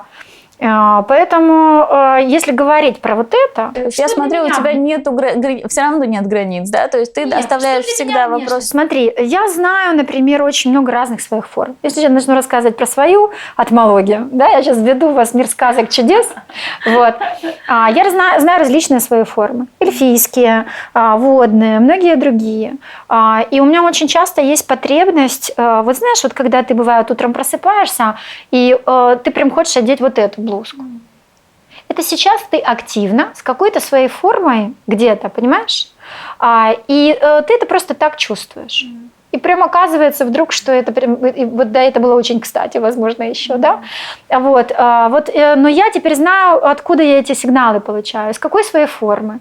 Я никогда не готовлю одежду с вечера, потому что бесполезно. Я могу приготовить несколько нарядов, если мне надо для эфира, а потом все это делать. Да, я сонастраиваюсь. И мне там надо вот это. Мне там надо ресницы. У меня, например, моя эльфийская структура, прям вот такие вот у нее ресницы. И плюс я работаю. Для меня это инструменты. Для меня это, знаешь, чтобы зашла моя тонкая форма, ей нужна форма. Это прям буквально. Здесь что-то, волосы, прически, длина волос, еще что-то собрано. Она прям входит, потому что есть структура, например, там водная, одна похожа прям как на такой, знаешь, если бы мы увидели морские цветы, вот они из таких не жабр, а вот таких вот каких-то рюшей, да. И я хорошо ее чувствую. У меня есть много таких всяких воротничков, таких всяких блузок, таких и волосы мне хочется вот такие, вот такое все. А есть морская форма, там очень какой-то высокий такой череп, но не твердый, а вот он как будто и не открытый. Там вообще у тех жителей, у них как-то у всех разная форма. И тут очень красивая такая штука с прям такими кристаллами. И у нее вообще нет волос. Она вся немножко другая, как латексная. И я прям иногда ощущаю, что я хочу сделать очень плотный хвост. И мне прям вся даже одежда, наоборот, такая, надо гладкая. У меня есть, где я чувствую такие другие удлиненные пальцы. У меня прям есть кольца всякие такие, которые вот прям удлиняют вот это все. Кстати, у нас все это есть у людей. Мы просто вот сейчас, да, вот эти все стрекозы, бабочки, все вот эти вот появляются. Мы же это видим сегодня, да, в моде. Сейчас в моде это, да. Да, мы просыпаемся, мы вспоминаем наши космические семьи. Вот, поэтому у меня бывает, я прям знаю, что мне сейчас надо там добавить хвостик. Я без накладных ногтей, мне мешает это очень, чего я не делаю. Но мне иногда надо, поэтому я могу одевать какие-то кольца, прям вот разные, да. Иногда мне здесь нужно много чего-то, иногда нет. Мне надо ресницы, или я вообще делаю такую, знаешь, больше губы. И это я вхожу в эту форму, я из нее проявляюсь. И для меня это нормально. Поэтому для меня слово «красота» – это скорее, опять же, вот будь собой. И ты говоришь, все женщины хотят быть красивыми, мы очень разные вещи в это вкладываем. У меня есть категория женщин знакомых, которые вообще не красятся, им не нужно, им не надо. И они прекрасны в этом. Есть те, кто абсолютно не любит никакой там бижутерии, никакой, но при этом они гармонично все. А есть, и в этом должна быть индивидуальность. Понимаешь? Она может быть абсолютно все время в каких-то одинаковых, обыкновенных, балахонистых вещах, но у нее волосы там фуксия. А потом через полгода она и у нее изумруд. И у нее эти волосы и брошечка. А кто-то захотел, и сюда пошла к стоматологу, зубик себе приклеила, он блестит. И ей прям... А кто-то, понимаешь, это про что нами движет. Поэтому абсолютно все можно сказать, что это может навредить. Я могу целую лекцию рассказать, как татуировка не та и не там может испортить жизнь. Как пирсинг не тот и не там, и не в то время может судьбу повернуть в разную сторону. Это все тело сакрально. И если уж вы решили в него что-то вносить, во-первых, восстановите с ним связь, научитесь чувствовать, что оно хочет кушать, что оно хочет пить, какое оно, законнектите с ним, начните свои линзы восприятия менять. Прежде чем вы хотите его менять, сначала станьте ему добрым хозяином. И раскройте его мудрость, и он вам все подскажет, и обстоятельства придут. И поэтому я могу сказать, что и да, и нет, все есть нюанс. Как ты понимаешь любовь? Что такое любовь для тебя? На самом деле у меня родился этот вопрос первый к тебе, когда я хотела, вообще у меня был импульс с тобой поговорить. Я давно уже наблюдаю очень за тобой. Ты в моем поле где-то, как минимум лет 8. И получается так, что у меня много знакомых и друзей, которые или учились, или пересекаются с тобой, или дружат, или просто читают, любят, знают как-то из соцсетей. И я ждала того момента внутреннего, знаешь, вот когда выстрелит, вот когда ты готов, и ты хочешь человека услышать, раскрыть, почувствовать, услышать, что он тебе передаст. И почему-то у меня родились вначале, были все женские темы, все женские вопросы. И я просто потом уже чисто от ума села и сказала, хорошо, мои женские вопросы – это одна тема, но мне же нужна еще и работа, нужно же подойти как-то, нужно же это. Это оказался самый большой кусок. А на самом деле меня к тебе, честно говоря, больше всего интересуют это женские вопросы. Ну и, естественно, любовь – это основополагающий вопрос, самый главный. Мне кажется, для женщины это...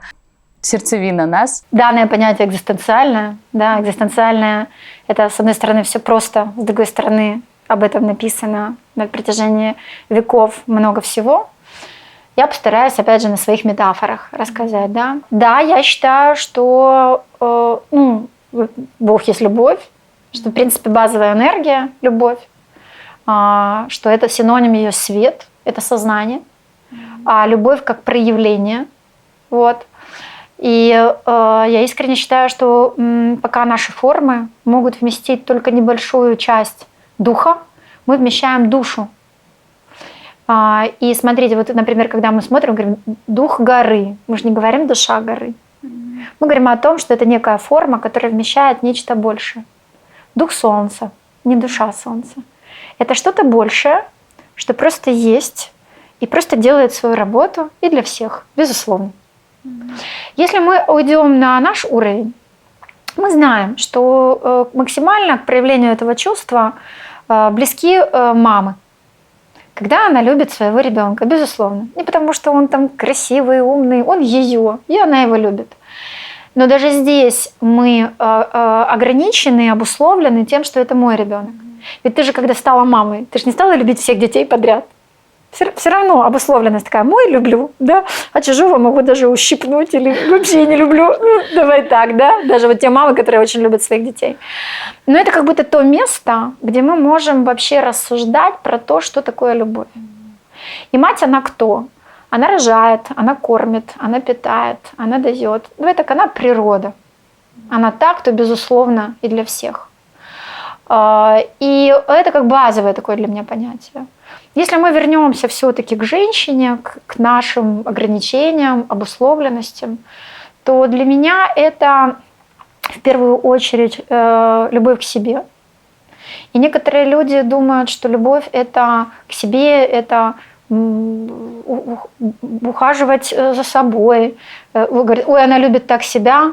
там ездить 3 раза в день в санаторий, 3 раза в месяц, в год, да. Или это не про это немножко. Это то, что меня наполняет, ну, опять давай так, что делает во мне Бога больше.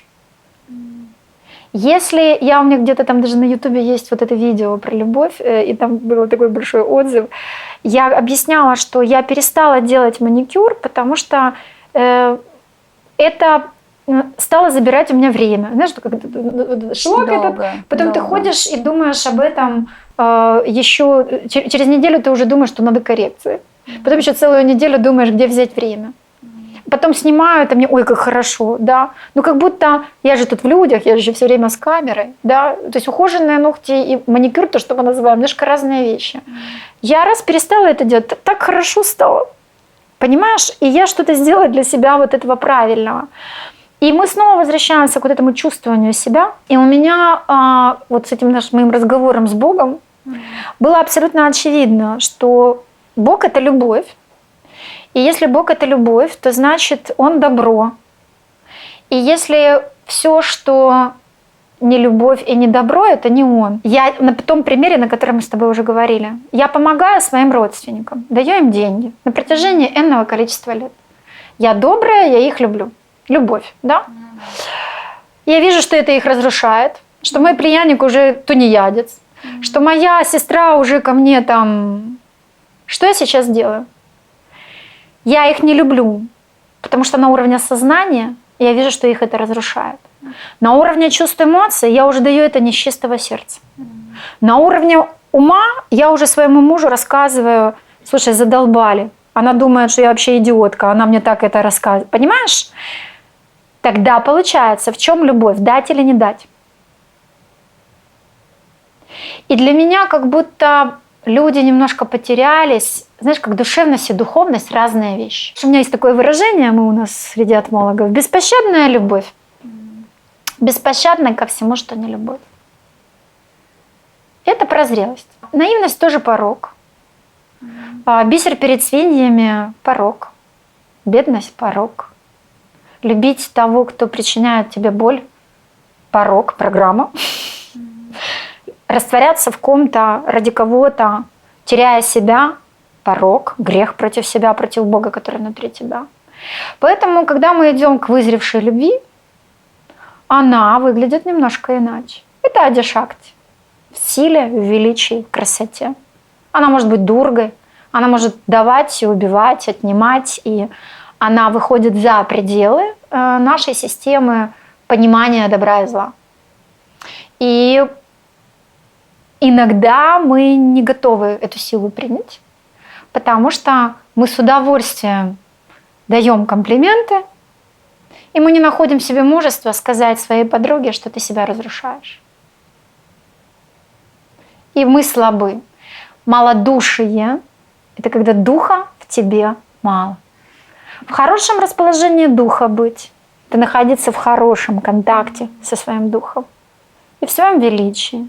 И тогда давать эту любовь не через благодатные поступки, иногда они вредят, а когда у тебя чувства, эмоции, интуиции, интеллект, разум, все вместе. Вот это, знаешь, есть третий глаз, а у нас в платмологии есть такое седло Софии, оно здесь. Когда твои глаза, твое обоняние, твои уши, твои полушария, твой мозг, твои легкие выровнены все.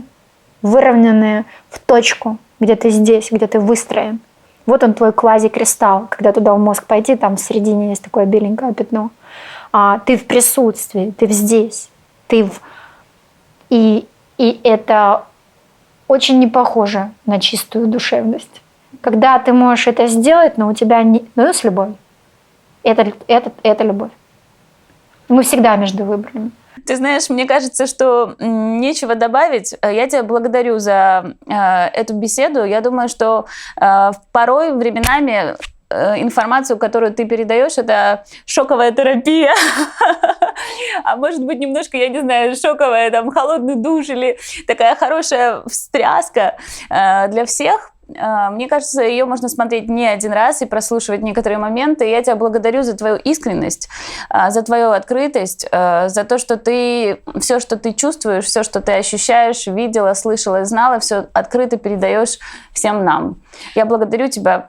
Я получила очень много удовольствия. Такая очень волшебная у нас беседа получилась. Она немножко реальная и немножко, скажем так, запредельная. Я не буду вообще подбирать слов, потому что все было сказано. Я благодарю зрителей, которые досмотрели до конца. Я вас всех люблю, делаю эту программу для вас. Ставьте лайки и подписывайтесь на канал. Огромное тебе спасибо, дорогая. Ребят, будьте с собой, будьте счастливы. Ты умничка, ты уже прям для этой цивилизации столько всего делаешь. Я стараюсь. Спасибо огромное тебе.